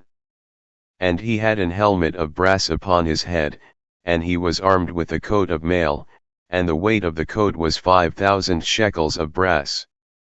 And he had greaves of brass upon his legs, and a target of brass between his shoulders. And the staff of his spear was like a weaver's beam, and his spear's head weighed 600 shekels of iron, and one bearing a shield went before him. And he stood and cried unto the armies of Israel, and said unto them, Why are ye come out to set your battle in array? Am not I a Philistine, and ye servants to Saul? Choose you a man for you, and let him come down to me. If he be able to fight with me, and to kill me, then will we be your servants, but if I prevail against him, and kill him, then shall ye be our servants, and serve us. And the Philistine said, I defy the armies of Israel this day, give me a man, that we may fight together. When Saul and all Israel heard those words of the Philistine, they were dismayed, and greatly afraid. Now David was the son of that Ephrathite of Bethlehem Judah, whose name was Jesse, and he had 8 sons, and the man went among men for an old man in the days of Saul. And the 3 eldest sons of Jesse went and followed Saul to the battle, and the names of his 3 sons that went to the battle were Eliab the firstborn, and next unto him Abinadab, and the third Shammah. And David was the youngest, and the 3 eldest followed Saul. But David went and returned from Saul to feed his father's sheep at Bethlehem. And the Philistine drew near morning and evening, and presented himself 40 days. And Jesse said unto David his son, Take now for thy brethren an ephah of this parched corn, and these 10 loaves, and run to the camp to thy brethren. And carry these 10 cheeses unto the captain of their 1,000, and look how thy brethren fare, and take their pledge. Now Saul, and they, and all the men of Israel, were in the valley of Elah, fighting with the Philistines. And David rose up early in the morning, and left the sheep with a keeper, and took, and went, as Jesse had commanded him, and he came to the trench, as the host was going forth to the fight, and shouted for the battle. For Israel and the Philistines had put the battle in array, army against army. And David left his carriage in the hand of the keeper of the carriage, and ran into the army, and came and saluted his brethren. And as he talked with them, behold, there came up the champion, the Philistine of Gath, Goliath by name, out of the armies of the Philistines, and spake according to the same words, and David heard them. And all the men of Israel, when they saw the man, fled from him, and were sore afraid. And the men of Israel said, Have ye seen this man that is come up? Surely to defy Israel is he come up. And it shall be, that the man who killeth him, the king will enrich him with great riches, and will give him his daughter, and make his father's house free in Israel. And David spake to the men that stood by him, saying, What shall be done to the man that killeth this Philistine, and taketh away the reproach from Israel? For who is this uncircumcised Philistine, that he should defy the armies of the living God? And the people answered him after this manner, saying, So shall it be done to the man that killeth him. And Eliab his eldest brother heard when he spake unto the men, and Eliab's anger was kindled against David, and he said, Why camest thou down hither? And with whom hast thou left those few sheep in the wilderness? I know thy pride, and the naughtiness of thine heart, for thou art come down that thou mightest see the battle. And David said, What have I now done? Is there not a cause? And he turned from him toward another, and spake after the same manner, and the people answered him again after the former manner. And when the words were heard which David spake, they rehearsed them before Saul, and he sent for him. And David said to Saul, Let no man's heart fail because of him, thy servant will go and fight with this Philistine. And Saul said to David, Thou art not able to go against this Philistine to fight with him, for thou art but a youth, and he a man of war from his youth. And David said unto Saul, Thy servant kept his father's sheep, and there came a lion, and a bear, and took a lamb out of the flock, and I went out after him, and smote him, and delivered it out of his mouth, and when he arose against me, I caught him by his beard, and smote him, and slew him. Thy servant slew both the lion and the bear, and this uncircumcised Philistine shall be as one of them, seeing he hath defied the armies of the living God. David said moreover, The Lord that delivered me out of the paw of the lion, and out of the paw of the bear, he will deliver me out of the hand of this Philistine. And Saul said unto David, Go, and the Lord be with thee. And Saul armed David with his armor, and he put an helmet of brass upon his head, also he armed him with a coat of mail. And David girded his sword upon his armor, and he essayed to go, for he had not proved it. And David said unto Saul, I cannot go with these, for I have not proved them. And David put them off him. And he took his staff in his hand, and chose him 5 smooth stones out of the brook, and put them in a shepherd's bag which he had, even in a scrip, and his sling was in his hand, and he drew near to the Philistine. And the Philistine came on and drew near unto David, and the man that bare the shield went before him. And when the Philistine looked about, and saw David, he disdained him, for he was but a youth, and ruddy, and of a fair countenance. And the Philistine said unto David, Am I a dog, that thou comest to me with staves? And the Philistine cursed David by his gods. And the Philistine said to David, Come to me, and I will give thy flesh unto the fowls of the air, and to the beasts of the field. Then said David to the Philistine, Thou comest to me with a sword, and with a spear, and with a shield, but I come to thee in the name of the Lord of hosts, the God of the armies of Israel, whom thou hast defied. This day will the Lord deliver thee into mine hand, and I will smite thee, and take thine head from thee, and I will give the carcasses of the host of the Philistines this day unto the fowls of the air, and to the wild beasts of the earth, that all the earth may know that there is a God in Israel. And all this assembly shall know that the Lord saveth not with sword and spear, for the battle is the Lord's, and he will give you into our hands. And it came to pass, when the Philistine arose and came and drew nigh to meet David, that David hasted, and ran toward the army to meet the Philistine. And David put his hand in his bag, and took thence a stone, and slang it, and smote the Philistine in his forehead, that the stone sunk into his forehead, and he fell upon his face to the earth. So David prevailed over the Philistine with a sling and with a stone, and smote the Philistine, and slew him, but there was no sword in the hand of David. Therefore David ran, and stood upon the Philistine, and took his sword, and drew it out of the sheath thereof, and slew him, and cut off his head therewith. And when the Philistines saw their champion was dead, they fled. And the men of Israel and of Judah arose, and shouted, and pursued the Philistines, until thou come to the valley, and to the gates of Ekron. And the wounded of the Philistines fell down by the way to Shaaraim, even unto Gath, and unto Ekron. And the children of Israel returned from chasing after the Philistines, and they spoiled their tents. And David took the head of the Philistine, and brought it to Jerusalem, but he put his armor in his tent. And when Saul saw David go forth against the Philistine, he said unto Abner, the captain of the host, Abner, whose son is this youth? And Abner said, As thy soul liveth, O king, I cannot tell.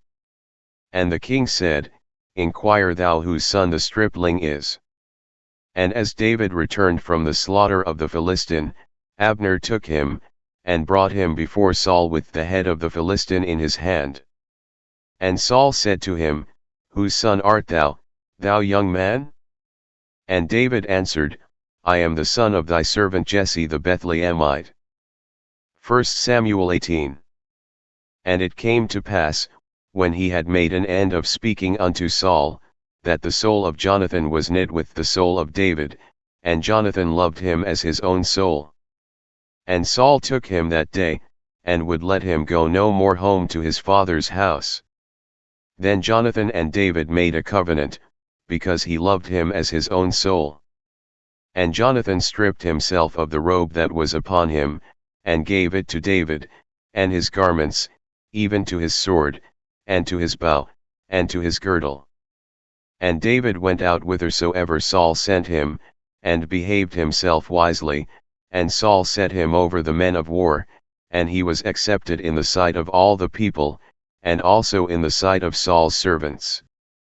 And it came to pass as they came, when David was returned from the slaughter of the Philistine, that the women came out of all cities of Israel, singing and dancing, to meet King Saul, with tabrets, with joy, and with instruments of music.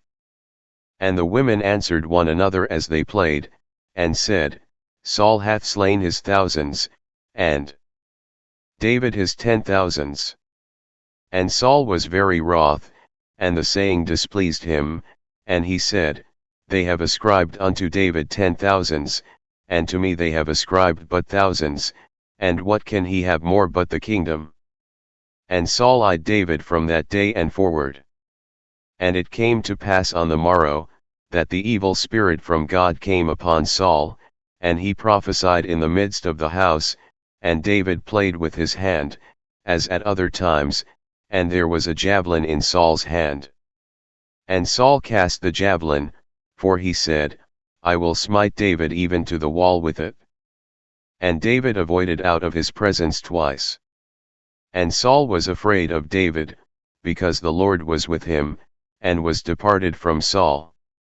Therefore Saul removed him from him, and made him his captain over 1,000, and he went out and came in before the people.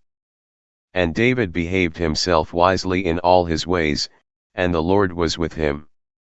Wherefore when Saul saw that he behaved himself very wisely, he was afraid of him. But all Israel and Judah loved David, because he went out and came in before them. And Saul said to David, Behold my elder daughter Merab, her will I give thee to wife, only be thou valiant for me, and fight the Lord's battles. For Saul said, Let not mine hand be upon him, but let the hand of the Philistines be upon him. And David said unto Saul, Who am I? And what is my life, or my father's family in Israel, that I should be son-in-law to the king? But it came to pass at the time when Merab Saul's daughter should have been given to David, that she was given unto Adriel the Meholathite to wife. And Michal Saul's daughter loved David, and they told Saul, and the thing pleased him. And Saul said, I will give him her, that she may be a snare to him, and that the hand of the Philistines may be against him. Wherefore Saul said to David, Thou shalt this day be my son-in-law in the one of the twain. And Saul commanded his servants, saying, Commune with David secretly, and say, Behold, the king hath delight in thee, and all his servants love thee, now therefore be the king's son-in-law. And Saul's servants spake those words in the ears of David. And David said, Seemeth it to you a light thing to be a king's son-in-law, seeing that I am a poor man, and lightly esteemed? And the servants of Saul told him, saying, On this manner spake David. And Saul said, Thus shall ye say to David, The king desireth not any dowry, but 100 foreskins of the Philistines, to be avenged of the king's enemies. But Saul thought to make David fall by the hand of the Philistines. And when his servants told David these words, it pleased David well to be the king's son-in-law, and the days were not expired. Wherefore David arose and went, he and his men, and slew of the Philistines 200 men, and David brought their foreskins, and they gave them in full tale to the king, that he might be the king's son-in-law. And Saul gave him Michal his daughter to wife. And Saul saw and knew that the Lord was with David, and that Michal Saul's daughter loved him. And Saul was yet the more afraid of David, and Saul became David's enemy continually. Then the princes of the Philistines went forth, and it came to pass, after they went forth, that David behaved himself more wisely than all the servants of Saul, so that his name was much set by. 1 Samuel 19. And Saul spake to Jonathan his son, and to all his servants, that they should kill David. But Jonathan Saul's son delighted much in David, and Jonathan told David, saying, Saul my father seeketh to kill thee, now therefore, I pray thee, take heed to thyself until the morning, and abide in a secret place, and hide thyself, and I will go out and stand beside my father in the field where thou art, and I will commune with my father of thee, and what I see, that I will tell thee. And Jonathan spake good of David unto Saul his father, and said unto him, Let not the king sin against his servant, against David, because he hath not sinned against thee, and because his works have been to thee ward very good, for he did put his life in his hand, and slew the Philistine, and the Lord wrought a great salvation for all Israel. Thou sawest it, and didst rejoice, wherefore then wilt thou sin against innocent blood, to slay David without a cause? And Saul hearkened unto the voice of Jonathan, and Saul sware, As the Lord liveth, he shall not be slain. And Jonathan called David, and Jonathan shewed him all those things. And Jonathan brought David to Saul, and he was in his presence, as in times past. And there was war again, and David went out, and fought with the Philistines, and slew them with a great slaughter, and they fled from him. And the evil spirit from the Lord was upon Saul, as he sat in his house with his javelin in his hand, and David played with his hand. And Saul sought to smite David even to the wall with the javelin, but he slipped away out of Saul's presence, and he smote the javelin into the wall, and David fled, and escaped that night. Saul also sent messengers unto David's house, to watch him, and to slay him in the morning, and Michal David's wife told him, saying, If thou save not thy life tonight, tomorrow thou shalt be slain. So Michal let David down through a window, and he went, and fled, and escaped. And Michal took an image, and laid it in the bed, and put a pillow of goat's hair for his bolster, and covered it with a cloth. And when Saul sent messengers to take David, she said, He is sick. And Saul sent the messengers again to see David, saying, Bring him up to me in the bed, that I may slay him. And when the messengers were come in, behold, there was an image in the bed, with a pillow of goat's hair for his bolster. And Saul said unto Michal, Why hast thou deceived me so, and sent away mine enemy, that he is escaped? And Michal answered Saul, He said unto me, Let me go, why should I kill thee? So David fled, and escaped, and came to Samuel to Ramah, and told him all that Saul had done to him. And he and Samuel went and dwelt in Naioth. And it was told Saul, saying, Behold, David is at Naioth in Ramah. And Saul sent messengers to take David, and when they saw the company of the prophets prophesying, and Samuel standing as appointed over them, the Spirit of God was upon the messengers of Saul, and they also prophesied. And when it was told Saul, he sent other messengers, and they prophesied likewise. And Saul sent messengers again the third time, and they prophesied also. Then went he also to Ramah, and came to a great well that is in Sichu, and he asked and said, Where are Samuel and David? And one said, Behold, they be at Naioth in Ramah. And he went thither to Naioth in Ramah, and the Spirit of God was upon him also, and he went on, and prophesied, until he came to Naioth in Ramah. And he stripped off his clothes also, and prophesied before Samuel in like manner, and lay down naked all that day and all that night. Wherefore they say, Is Saul also among the prophets? 1 Samuel 20. And David fled from Naioth in Ramah, and came and said before Jonathan, What have I done? What is mine iniquity? And what is my sin before thy father, that he seeked my life? And he said unto him, God forbid, thou shalt not die. Behold, my father will do nothing either great or small, but that he will shew it me, and why should my father hide this thing from me? It is not so. And David sware moreover, and said, Thy father certainly knoweth that I have found grace in thine eyes, and he saith, Let not Jonathan know this, lest he be grieved, but truly as the Lord liveth, and as thy soul liveth, there is but a step between me and death.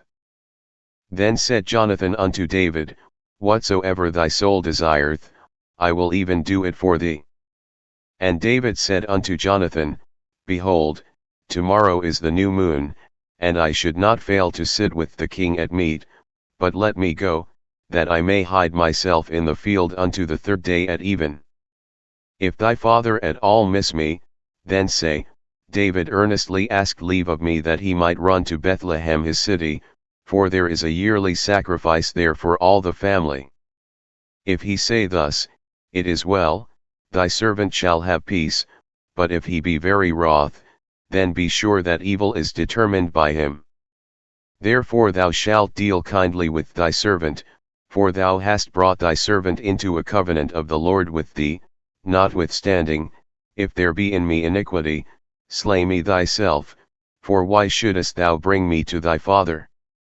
And Jonathan said, Far be it from thee, for if I knew certainly that evil were determined by my father to come upon thee, then would not I tell it thee? Then said David to Jonathan, Who shall tell me? Or what if thy father answer thee roughly? And Jonathan said unto David, Come, and let us go out into the field. And they went out both of them into the field. And Jonathan said unto David, O Lord God of Israel, when I have sounded my father about tomorrow any time, or the third day, and, behold, if there be good toward David, and I then send not unto thee, and shew it thee, the Lord do so and much more to Jonathan, but if it please my father to do thee evil, then I will shew it thee, and send thee away, that thou mayest go in peace, and the Lord be with thee, as he hath been with my father. And thou shalt not only while yet I live shew me the kindness of the Lord, that I die not, but also thou shalt not cut off thy kindness from my house forever, no, not when the Lord hath cut off the enemies of David every one from the face of the earth. So Jonathan made a covenant with the house of David, saying, Let the Lord even require it at the hand of David's enemies. And Jonathan caused David to swear again, because he loved him, for he loved him as he loved his own soul. Then Jonathan said to David, Tomorrow is the new moon, and thou shalt be missed, because thy seat will be empty. And when thou hast stayed 3 days, then thou shalt go down quickly, and come to the place where thou didst hide thyself when the business was in hand, and shalt remain by the stone Ezel. And I will shoot 3 arrows on the side thereof, as though I shot at a mark. And, behold, I will send a lad, saying, Go, find out the arrows. If I expressly say unto the lad, Behold, the arrows are on this side of thee, take them, then come thou, for there is peace to thee, and no hurt, as the Lord liveth. But if I say thus unto the young man, behold, the arrows are beyond thee, go thy way, for the Lord hath sent thee away. And as touching the matter which thou and I have spoken of, behold, the Lord be between thee and me forever. So David hid himself in the field, and when the new moon was come, the king sat him down to eat meat. And the king sat upon his seat, as at other times, even upon a seat by the wall, and Jonathan arose, and Abner sat by Saul's side, and David's place was empty. Nevertheless Saul spake not anything that day, for he thought, something hath befallen him, he is not clean, surely he is not clean. And it came to pass on the morrow, which was the 2nd day of the month, that David's place was empty, and Saul said unto Jonathan his son, Wherefore cometh not the son of Jesse to meat, neither yesterday, nor today? And Jonathan answered Saul, David earnestly asked leave of me to go to Bethlehem, and he said, Let me go, I pray thee, for our family hath a sacrifice in the city, and my brother, he hath commanded me to be there, and now, if I have found favor in thine eyes, let me get away, I pray thee, and see my brethren. Therefore he cometh not unto the king's table. Then Saul's anger was kindled against Jonathan, and he said unto him, Thou son of the perverse rebellious woman, do not I know that thou hast chosen the son of Jesse to thine own confusion, and unto the confusion of thy mother's nakedness? For as long as the son of Jesse liveth upon the ground, thou shalt not be established, nor thy kingdom. Wherefore now send and fetch him unto me, for he shall surely die. And Jonathan answered Saul his father, and said unto him, Wherefore shall he be slain? What hath he done? And Saul cast a javelin at him to smite him, whereby Jonathan knew that it was determined of his father to slay David. So Jonathan arose from the table in fierce anger, and did eat no meat the 2nd day of the month, for he was grieved for David, because his father had done him shame. And it came to pass in the morning, that Jonathan went out into the field at the time appointed with David, and a little lad with him. And he said unto his lad, Run, find out now the arrows which I shoot. And as the lad ran, he shot an arrow beyond him. And when the lad was come to the place of the arrow which Jonathan had shot, Jonathan cried after the lad, and said, Is not the arrow beyond thee? And Jonathan cried after the lad, Make speed, haste, stay not. And Jonathan's lad gathered up the arrows, and came to his master. But the lad knew not anything, only Jonathan and David knew the matter. And Jonathan gave his artillery unto his lad, and said unto him, Go, carry them to the city. And as soon as the lad was gone, David arose out of a place toward the south, and fell on his face to the ground, and bowed himself 3 times, and they kissed one another, and wept one with another, until David exceeded. And Jonathan said to David, Go in peace, forasmuch as we have sworn both of us in the name of the Lord, saying, The Lord be between me and thee, and between my seed and thy seed forever. And he arose and departed, and Jonathan went into the city. 1 Samuel 21. Then came David to Nob to Ahimelech the priest, and Ahimelech was afraid at the meeting of David, and said unto him, Why art thou alone, and no man with thee? And David said unto Ahimelech the priest, The king hath commanded me a business, and hath said unto me, Let no man know anything of the business whereabout I send thee, and what I have commanded thee, and I have appointed my servants to such and such a place. Now therefore what is under thine hand? Give me 5 loaves of bread in mine hand, or what there is present. And the priest answered David, and said, There is no common bread under mine hand, but there is hallowed bread, if the young men have kept themselves at least from women. And David answered the priest, and said unto him, Of a truth women have been kept from us about these 3 days, since I came out, and the vessels of the young men are holy, and the bread is in a manner common, yea, though it were sanctified this day in the vessel. So the priest gave him hallowed bread, for there was no bread there but the shew bread, that was taken from before the Lord, to put hot bread in the day when it was taken away. Now a certain man of the servants of Saul was there that day, detained before the Lord, and his name was Dog, an Edomite, the chiefest of the herdmen that belonged to Saul. And David said unto Ahimelech, And is there not here under thine hand spear or sword? For I have neither brought my sword nor my weapons with me, because the king's business required haste. And the priest said, The sword of Goliath the Philistine, whom thou slewest in the valley of Elah, behold, it is here wrapped in a cloth behind the ephod. If thou wilt take that, take it, for there is no other save that here. And David said, There is none like that, give it me. And David arose, and fled that day for fear of Saul, and went to Achish the king of Gath. And the servants of Achish said unto him, Is not this David the king of the land? Did they not sing one to another of him in dances, saying, Saul hath slain his thousands, and David his 10,000s? And David laid up these words in his heart, and was sore afraid of Achish the king of Gath. And he changed his behavior before them, and feigned himself mad in their hands, and scrabbled on the doors of the gate, and let his spittle fall down upon his beard. Then said Achish unto his servants, Lo, ye see the man is mad, wherefore then have ye brought him to me? Have I need of mad men, that ye have brought this fellow to play the mad man in my presence? Shall this fellow come into my house? 1 Samuel 22. David therefore departed thence, and escaped to the cave Adullam, and when his brethren and all his father's house heard it, they went down thither to him.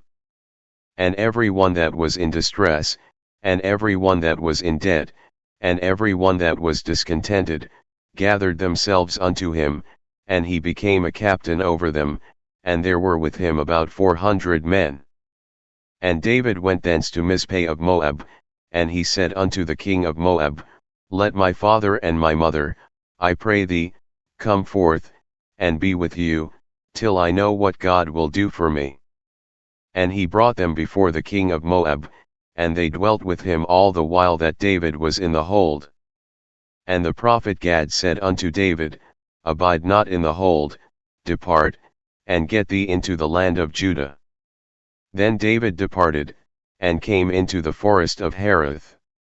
When Saul heard that David was discovered, and the men that were with him, now Saul abode in Gibeah under a tree in Ramah, having his spear in his hand, and all his servants were standing about him.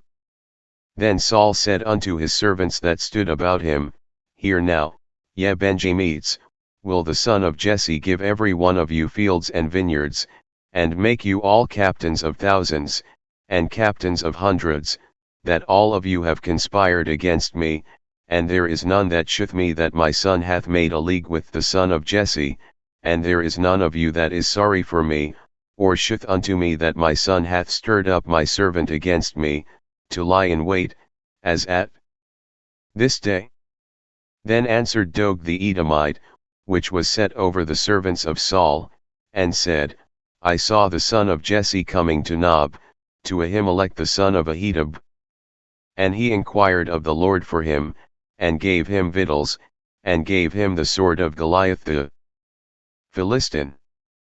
Then the king sent to call Ahimelech the priest, the son of Ahitub, and all his father's house, the priests that were in Nob, and they came all of them to the king. And Saul said, Hear now, thou son of Ahitub. And he answered, Here I am, my lord. And Saul said unto him, Why have ye conspired against me, thou and the son of Jesse, in that thou hast given him bread, and a sword, and hast inquired of God for him, that he should rise against me, to lie in wait, as at this day? Then Ahimelech answered the king, and said, And who is so faithful among all thy servants as David, which is the king's son-in-law, and goeth at thy bidding, and is honorable in thine house? Did I then begin to inquire of God for him? Be it far from me, let not the king impute anything unto his servant, nor to all the house of my father, for thy servant knew nothing of all this, less or more. And the king said, Thou shalt surely die, Ahimelech, thou, and all thy father's house. And the king said unto the footmen that stood about him, Turn, and slay the priests of the Lord, because their hand also is with David, and because they knew when he fled, and did not shew it to me. But the servants of the king would not put forth their hand to fall upon the priests of the Lord. And the king said to Doeg, Turn thou, and fall upon the priests. And Doeg the Edomite turned, and he fell upon the priests, and slew on that day 85 persons that did wear a linen ephod. And Nob, the city of the priests, smote he with the edge of the sword, both men and women, children and sucklings, and oxen, and asses, and sheep, with the edge of the sword. And one of the sons of Ahimelech the son of Ahitub, named Abiathar, escaped, and fled after David. And Abiathar shewed David that Saul had slain the Lord's priests. And David said unto Abiathar, I knew it that day, when Doeg the Edomite was there, that he would surely tell Saul, I have occasioned the death of all the persons of thy father's house. Abide thou with me, fear not, for he that seeketh my life seeketh thy life, but with me thou shalt be in safeguard. 1 Samuel 23. Then they told David, saying, Behold, the Philistines fight against Keilah, and they rob the threshing floors. Therefore David inquired of the Lord, saying, Shall I go and smite these Philistines? And the Lord said unto David, Go, and smite the Philistines, and save Keilah. And David's men said unto him, Behold, we be afraid here in Judah, how much more then if we come to Keilah against the armies of the Philistines? Then David inquired of the Lord yet again. And the Lord answered him and said, Arise, go down to Keilah, for I will deliver the Philistines into thine hand. So David and his men went to Keilah, and fought with the Philistines, and brought away their cattle, and smote them with a great slaughter. So David saved the inhabitants of Keilah. And it came to pass, when Abiathar the son of Ahimelech fled to David to Keilah, that he came down with an ephod in his hand. And it was told Saul that David was come to Keilah. And Saul said, God hath delivered him into mine hand, for he is shut in, by entering into a town that hath gates and bars. And Saul called all the people together to war, to go down to Keilah, to besiege David and his men. And David knew that Saul secretly practiced mischief against him, and he said to Abiathar the priest, Bring hither the ephod. Then said David, O Lord God of Israel, thy servant hath certainly heard that Saul seeketh to come to Keilah, to destroy the city for my sake. Will the men of Keilah deliver me up into his hand? Will Saul come down, as thy servant hath heard? O Lord God of Israel, I beseech thee, tell thy servant. And the Lord said, He will come down. Then said David, Will the men of Keilah deliver me and my men into the hand of Saul? And the Lord said, They will deliver thee up.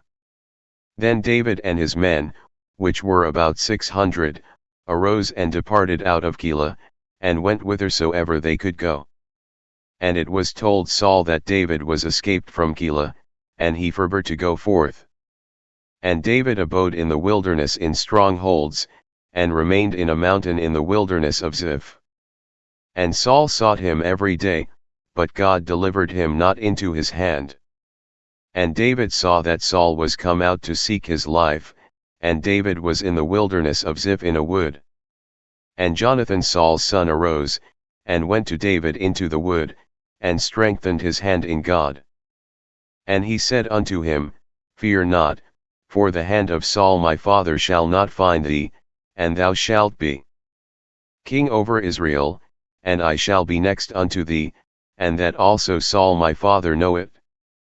And they two made a covenant before the Lord, and David abode in the wood, and Jonathan went to his house.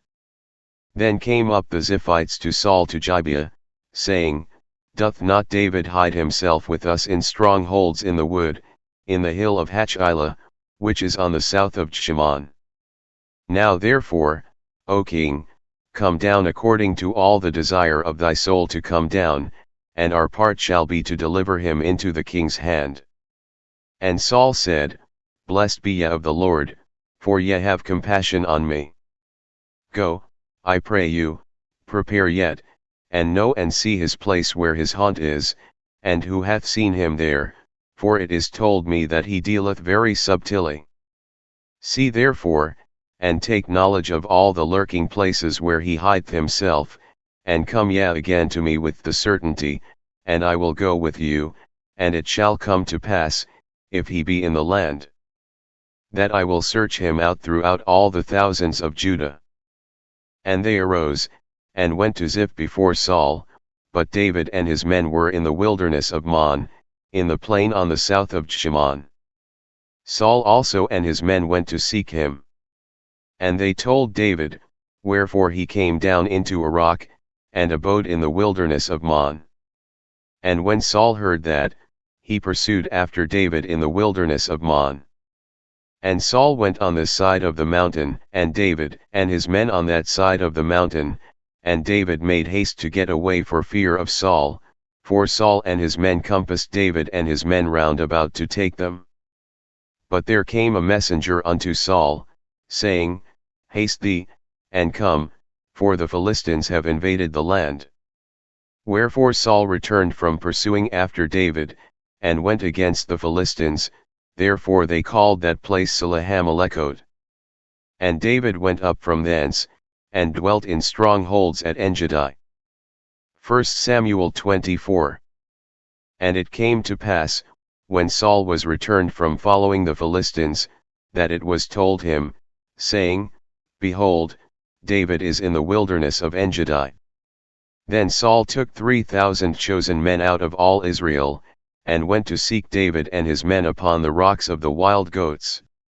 And he came to the sheepcotes by the way, where was a cave, and Saul went in to cover his feet. And David and his men remained in the sides of the cave. And the men of David said unto him, Behold the day of which the Lord said unto thee, Behold, I will deliver thine enemy into thine hand, that thou mayest do to him as it shall seem good unto thee. Then David arose, and cut off the skirt of Saul's robe privily. And it came to pass afterward, that David's heart smote him, because he had cut off Saul's skirt. And he said unto his men, The Lord forbid that I should do this thing unto my master, the Lord's anointed, to stretch forth mine hand against him, seeing he is the anointed of the Lord. So David stayed his servants with these words, and suffered them not to rise against Saul. But Saul rose up out of the cave, and went on his way. David also arose afterward, and went out of the cave, and cried after Saul, saying, My lord the king. And when Saul looked behind him, David stooped with his face to the earth, and bowed himself. And David said to Saul, Wherefore hearest thou men's words, saying, Behold, David seeketh thy hurt?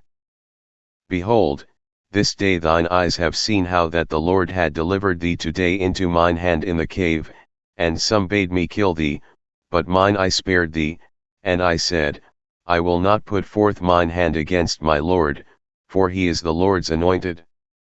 Moreover, my father, see, see the skirt of thy robe in my hand, for in that I cut off the skirt of thy robe, and killed thee not, know thou and see that there is neither evil nor transgression in mine hand, and I have not sinned against thee, yet thou huntest my soul to take it.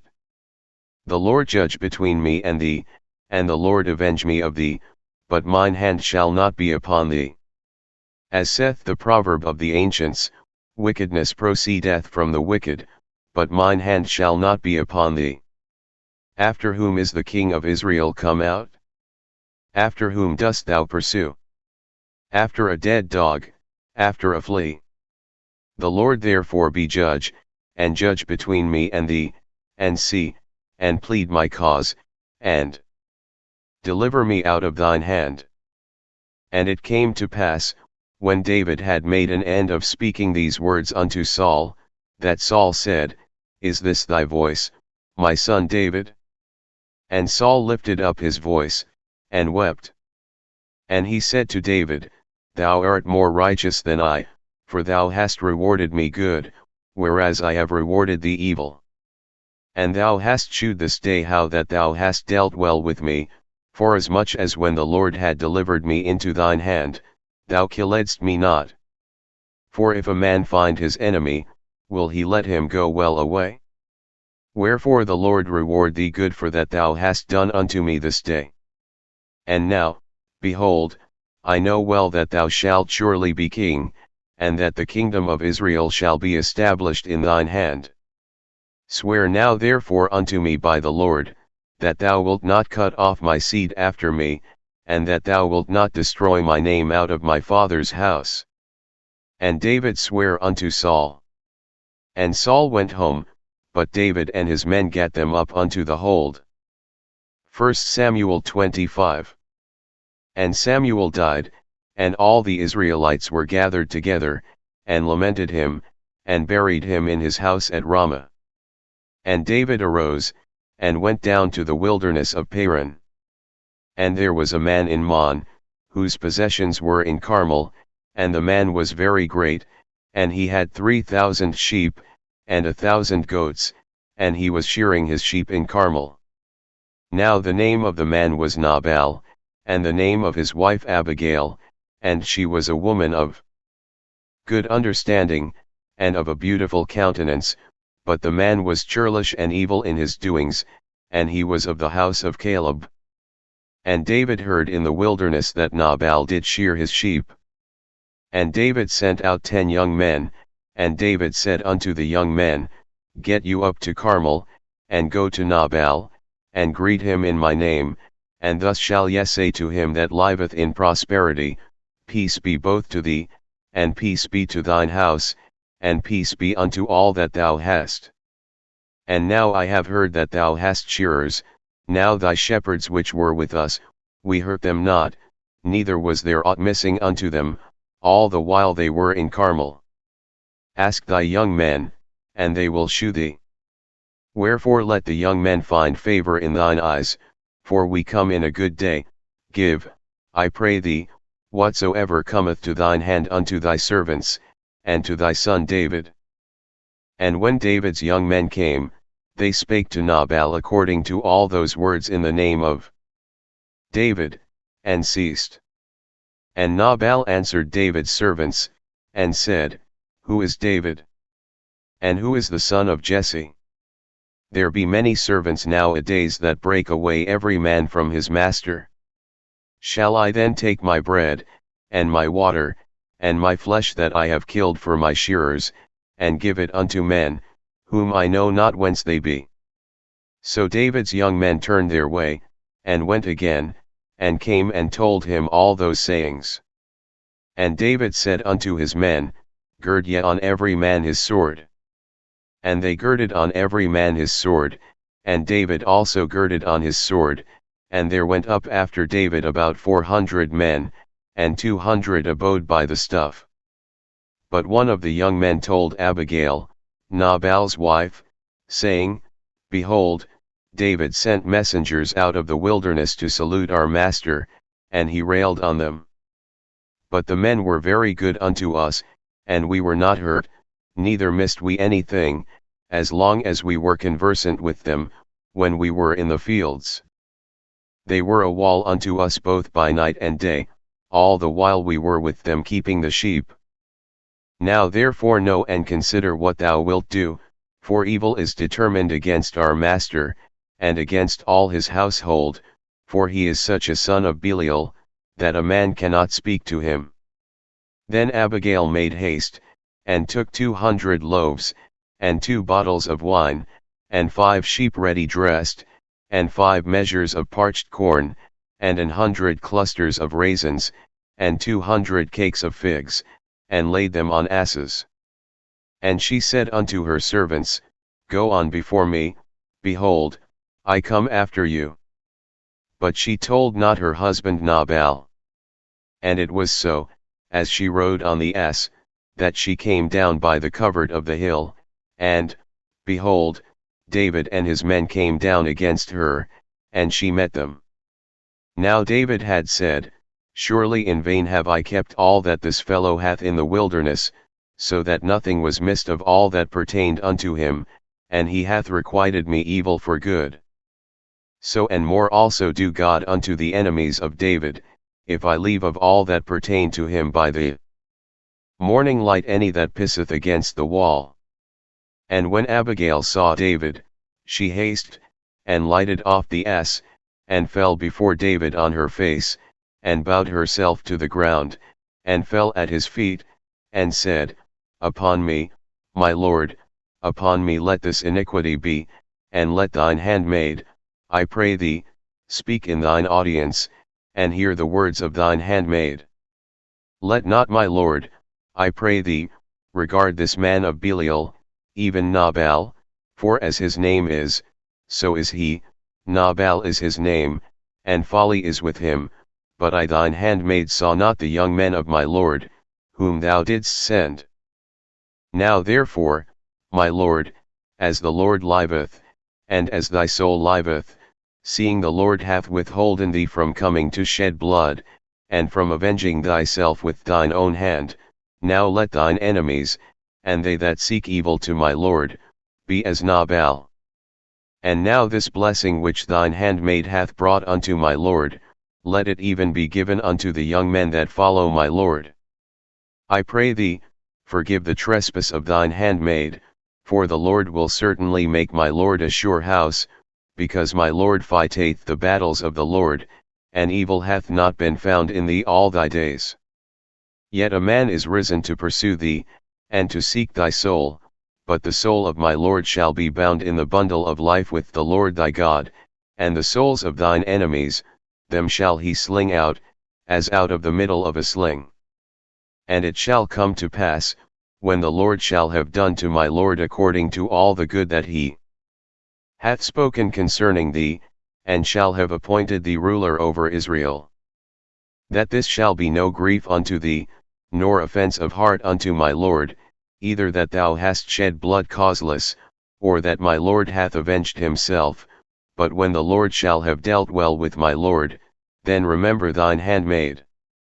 And David said to Abigail, Blessed be the Lord God of Israel, which sent thee this day to meet me, and blessed be thy advice, and blessed be thou, which hast kept me this day from coming to shed blood, and from avenging myself with mine own hand.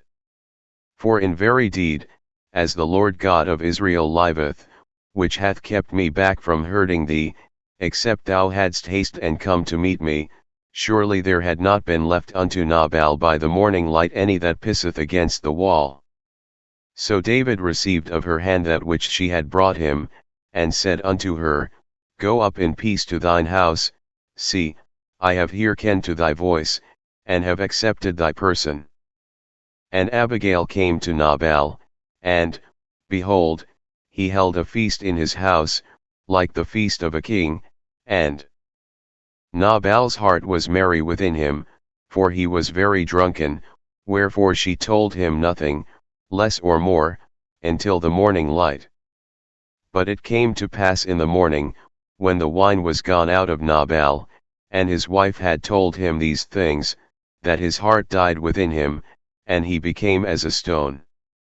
And it came to pass about 10 days after, that the Lord smote Nabal, that he died.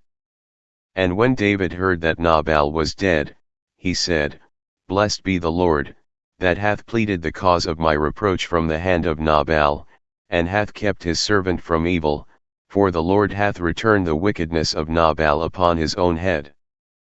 And David sent and communed with Abigail, to take her to him to wife. And when the servants of David were come to Abigail to Carmel, they spake unto her, saying, David sent us unto thee, to take thee to him to wife. And she arose, and bowed herself on her face to the earth, and said, Behold, let thine handmaid be a servant to wash the feet of the servants of my lord. And Abigail hasted, and arose, and rode upon an ass, with 5 damsels of hers that went after her, and she went after the messengers of David, and became his wife. David also took Ahinoam of Jezreel, and they were also both of them his wives. But Saul had given Michal his daughter, David's wife, to Phalti the son of Laish, which was of Galim. 1 Samuel 26. And the Ziphites came unto Saul to Gibeah, saying, Doth not David hide himself in the hill of Hachilah, which is before Shimon? Then Saul arose, and went down to the wilderness of Ziph, having 3,000 chosen men of Israel with him, to seek David in the wilderness of Ziph. And Saul pitched in the hill of Hachilah, which is before Shimon, by the way. But David abode in the wilderness, and he saw that Saul came after him into the wilderness. David therefore sent out spies, and understood that Saul was come in very deed. And David arose, and came to the place where Saul had pitched, and David beheld the place where Saul lay, and Abner the son of Ner, the captain of his host, and Saul lay in the trench, and the people pitched round about him. Then answered David and said to Ahimelech the Hittite, and to Abishai the son of Zeruiah, brother to Joab, saying, Who will go down with me to Saul to the camp? And Abishai said, I will go down with thee. So David and Abishai came to the people by night, and, behold, Saul lay sleeping within the trench. And his spear stuck in the ground at his bolster, but Abner and the people lay round about him. Then said Abishai to David, God hath delivered thine enemy into thine hand this day, now therefore let me smite him, I pray thee, with the spear even to the earth at once, and I will not smite him the second time. And David said to Abishai, Destroy him not, for who can stretch forth his hand against the Lord's anointed, and be guiltless? David said furthermore, As the Lord liveth, the Lord shall smite him, or his day shall come to die, or he shall descend into battle, and perish. The Lord forbid that I should stretch forth mine hand against the Lord's anointed, but, I pray thee, take thou now the spear that is at his bolster, and the cruse of water, and let us go. So David took the spear and the cruse of water from Saul's bolster, and they gat them away, and no man saw it, nor knew it, neither awaked, for they were all asleep, because a deep sleep from the Lord was fallen upon them. Then David went over to the other side, and stood on the top of an hill afar off, a great space being between them, and David cried to the people, and to Abner the son of Ner, saying, Answerest thou not, Abner? Then Abner answered and said, Who art thou that criest to the king? And David said to Abner, Art not thou a valiant man? And who is like to thee in Israel? Wherefore then hast thou not kept thy lord the king? For there came one of the people in to destroy the king thy lord. This thing is not good that thou hast done. As the Lord liveth, ye are worthy to die, because ye have not kept your master, the Lord's anointed. And now see where the king's spear is, and the cruse of water that was at his bolster. And Saul knew David's voice, and said, Is this thy voice, my son David? And David said, It is my voice, my lord, O king. And he said, Wherefore doth my lord thus pursue after his servant? For what have I done? Or what evil is in mine hand? Now therefore, I pray thee, let my lord the king hear the words of his servant. If the Lord have stirred thee up against me, let him accept an offering, but if they be the children of men, cursed be they before the Lord, for they have driven me out this day from abiding in the inheritance of the Lord, saying, Go, serve other gods. Now therefore, let not my blood fall to the earth before the face of the Lord, for the king of Israel is come out to seek a flea, as when one doth hunt a partridge in the mountains. Then said Saul, I have sinned, return, my son David, for I will no more do thee harm, because my soul was precious in thine eyes this day. Behold, I have played the fool, and have erred exceedingly. And David answered and said, Behold the king's spear. And let one of the young men come over and fetch it. The Lord render to every man his righteousness and his faithfulness, for the Lord delivered thee into my hand today, but I would not stretch forth mine hand against the Lord's anointed. And, behold, as thy life was much set by this day in mine eyes, so let my life be much set by in the eyes of the Lord, and let him deliver me out of all tribulation. Then Saul said to David, Blessed be thou, my son David, thou shalt both do great things, and also shalt still prevail. So David went on his way, and Saul returned to his place. 1 Samuel 27. And David said in his heart, I shall now perish one day by the hand of Saul. There is nothing better for me than that I should speedily escape into the land of the Philistines, and Saul shall despair of me, to seek me any more in any coast of Israel, so shall I escape out of his hand. And David arose, and he passed over with the 600 men that were with him unto Achish, the son of Moch, king of Gath.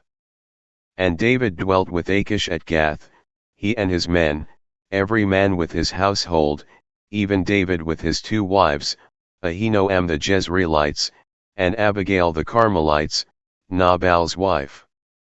And it was told Saul that David was fled to Gath, and he sought no more again for him.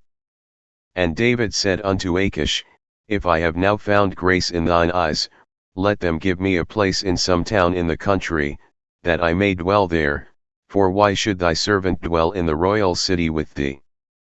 Then Achish gave him Ziklag that day, wherefore Ziklag pertaineth unto the kings of Judah unto this day. And the time that David dwelt in the country of the Philistines was a full year and 4 months. And David and his men went up, and invaded the Geshurites, and the Gizrites, and the Amalekites, for those nations were of old the inhabitants of the land, as thou goest to Shur, even unto the land of Egypt.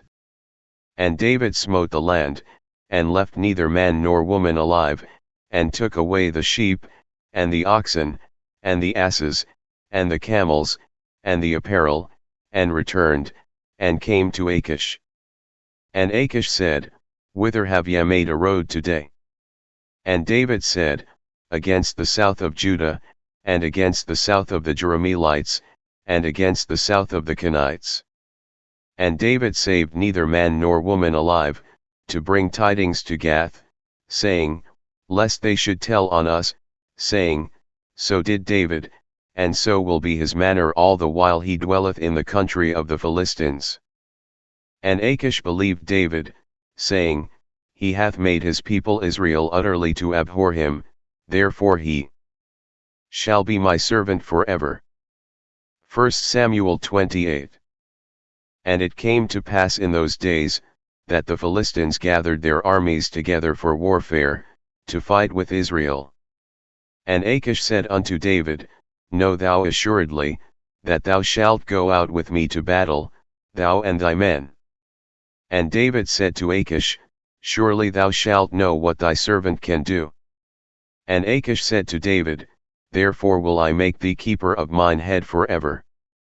Now Samuel was dead, and all Israel had lamented him, and buried him in Ramah, even in his own city. And Saul had put away those that had familiar spirits, and the wizards, out of the land. And the Philistines gathered themselves together, and came and pitched in Shunem, and Saul gathered all Israel together, and they pitched in Gilboa. And when Saul saw the host of the Philistines, he was afraid, and his heart greatly trembled. And when Saul inquired of the Lord answered him not, neither by dreams, nor by Urim, nor by prophets. Then said Saul unto his servants, Seek me a woman that hath a familiar spirit, that I may go to her, and inquire of her. And his servants said to him, Behold, there is a woman that hath a familiar spirit at Endor. And Saul disguised himself, and put on other raiment, and he went, and 2 men with him, and they came to the woman by night, and he said, I pray thee, divine unto me by the familiar spirit, and bring me him up, whom I shall name unto thee. And the woman said unto him, Behold, thou knowest what Saul hath done, how he hath cut off those that have familiar spirits, and the wizards, out of the land, wherefore then layest thou a snare for my life, to cause me to die? And Saul sware to her by the Lord, saying, As the Lord liveth, there shall no punishment happen to thee for this thing. Then said the woman, Whom shall I bring up unto thee? And he said, Bring me up Samuel. And when the woman saw Samuel, she cried with a loud voice, and the woman spake to Saul, saying, Why hast thou deceived me? For thou art Saul. And the king said unto her, Be not afraid, for what sawest thou? And the woman said unto Saul, I saw gods ascending out of the earth. And he said unto her, What form is he of? And she said, An old man cometh up, and he is covered with a mantle. And Saul perceived that it was Samuel, and he stooped with his face to the ground, and bowed himself. And Samuel said to Saul, Why hast thou disquieted me, to bring me up? And Saul answered, I am sore distressed, for the Philistines make war against me, and God is departed from me, and answereth me no more, neither by prophets, nor by dreams, therefore I have called thee, that thou mayest make known unto me what I shall do. Then said Samuel, Wherefore then dost thou ask of me, seeing the Lord is departed from thee, and is become thine enemy?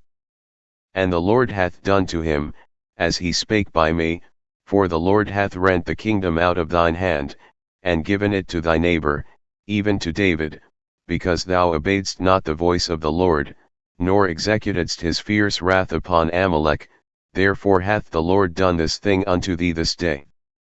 Moreover the Lord will also deliver Israel with thee into the hand of the Philistines, and tomorrow shalt thou and thy sons be with me, the Lord also shall deliver the host of Israel into the hand of the Philistines. Then Saul fell straightway all along on the earth, and was sore afraid, because of the words of Samuel, and there was no strength in him, for he had eaten no bread all the day, nor all the night. And the woman came unto Saul, and saw that he was sore troubled, and said unto him, Behold, thine handmaid hath obeyed thy voice, and I have put my life in my hand, and have hearkened unto thy words which thou spakest unto me.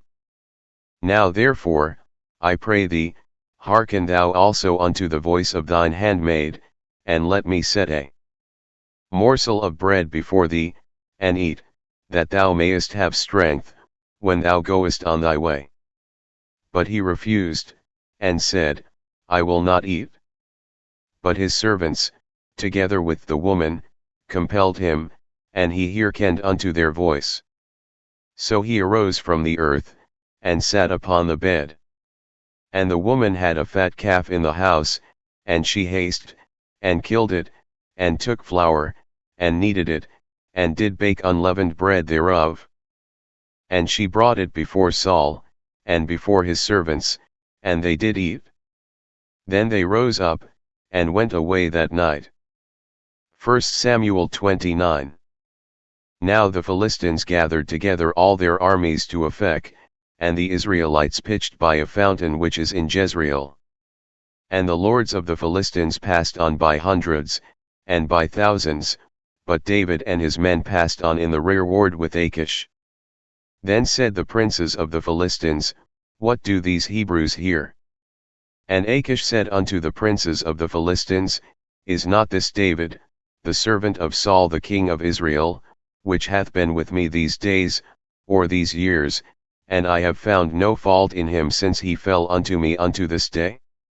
And the princes of the Philistines were wroth with him, and the princes of the Philistines said unto him, Make this fellow return, that he may go again to his place which thou hast appointed him, and let him not go down with us to battle, lest in the battle he be an adversary to us, for wherewith should he reconcile himself unto his master?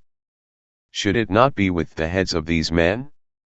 Is not this David, of whom they sang one to another in dances, saying, Saul slew his thousands, and David his 10,000s? Then Achish called David, and said unto him, Surely, as the Lord liveth, thou hast been upright, and thy going out and thy coming in with me in the host is good in my sight, for I have not found evil in thee since the day of thy coming unto me unto this day, nevertheless the Lord's favour thee not. Wherefore now return, and go in peace, that thou displease not the lords of the Philistines. And David said unto Achish, But what have I done? And what hast thou found in thy servant so long as I have been with thee unto this day, that I may not go fight against the enemies of my lord the king?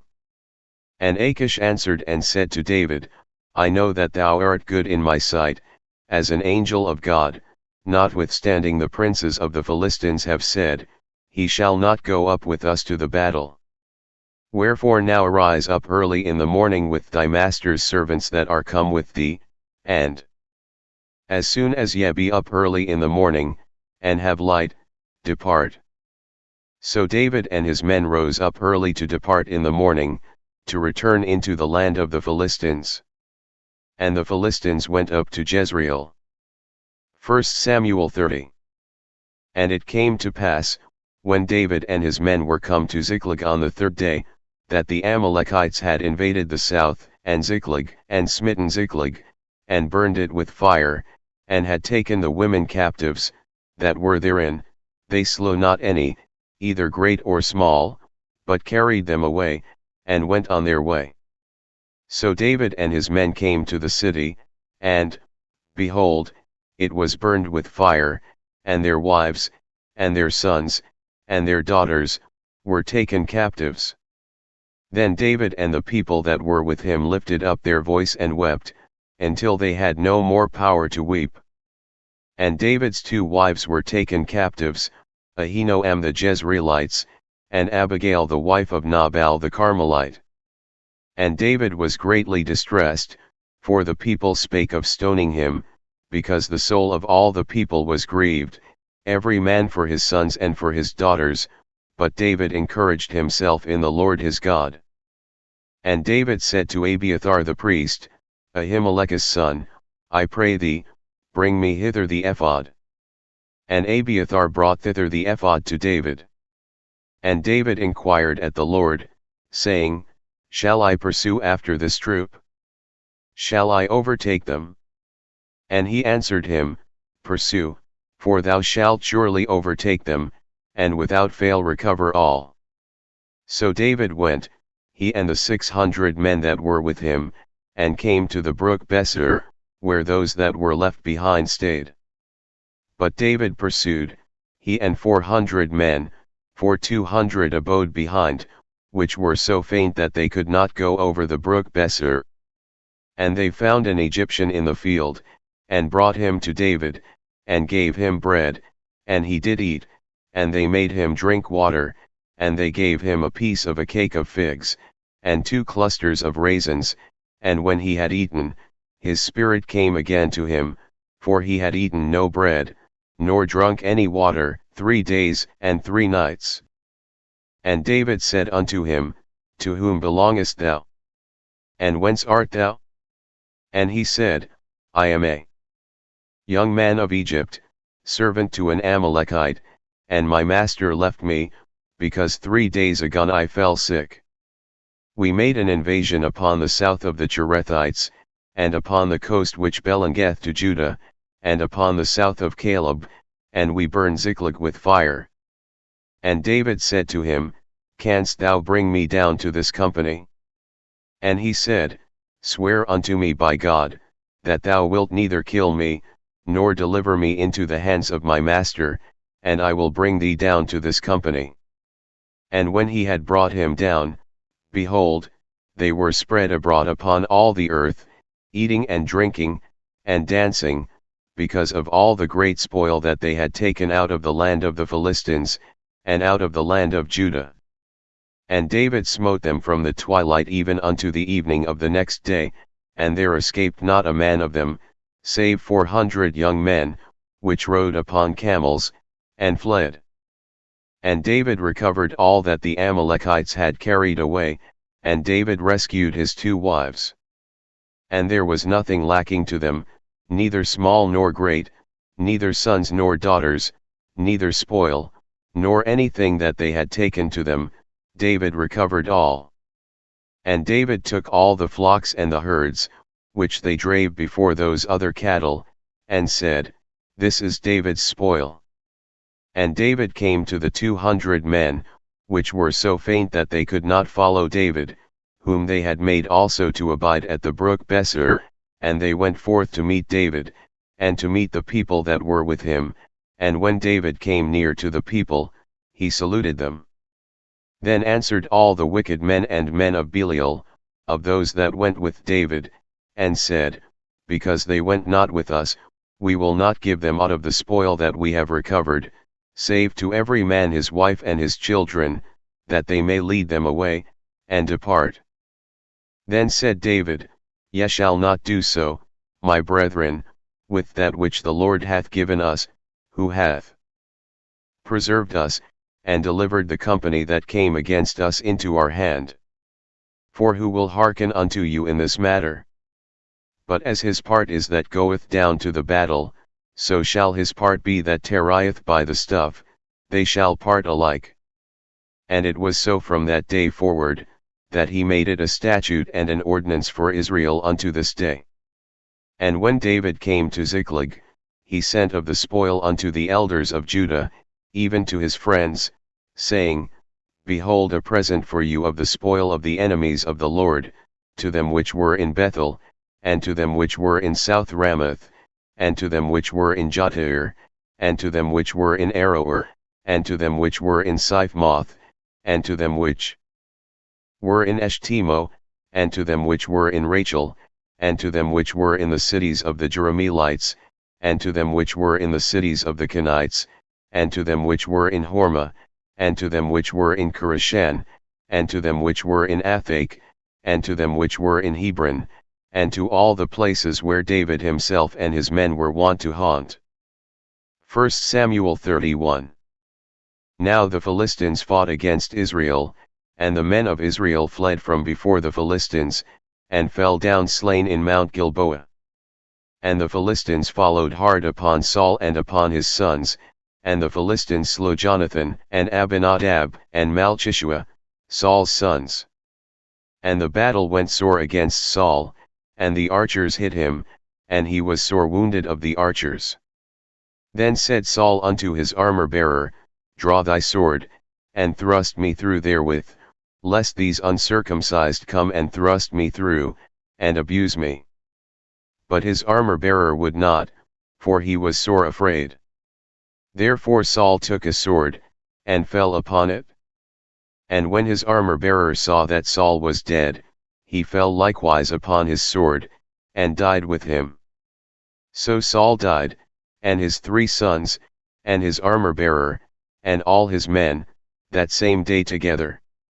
And when the men of Israel that were on the other side of the valley, and they that were on the other side Jordan, saw that the men of Israel fled, and that Saul and his sons were dead, they forsook the cities, and fled, and the Philistines came and dwelt in them. And it came to pass on the morrow, when the Philistines came to strip the slain, that they found Saul and his 3 sons fallen in Mount Gilboa. And they cut off his head, and stripped off his armor, and sent into the land of the Philistines round about, to publish it in the house of their idols, and among the people.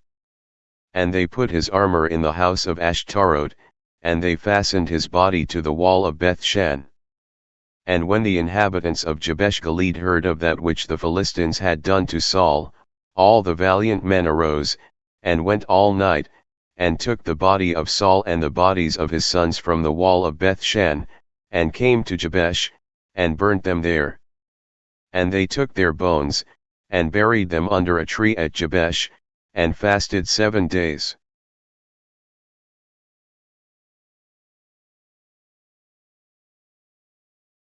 Thank you for watching. Please like, comment and subscribe.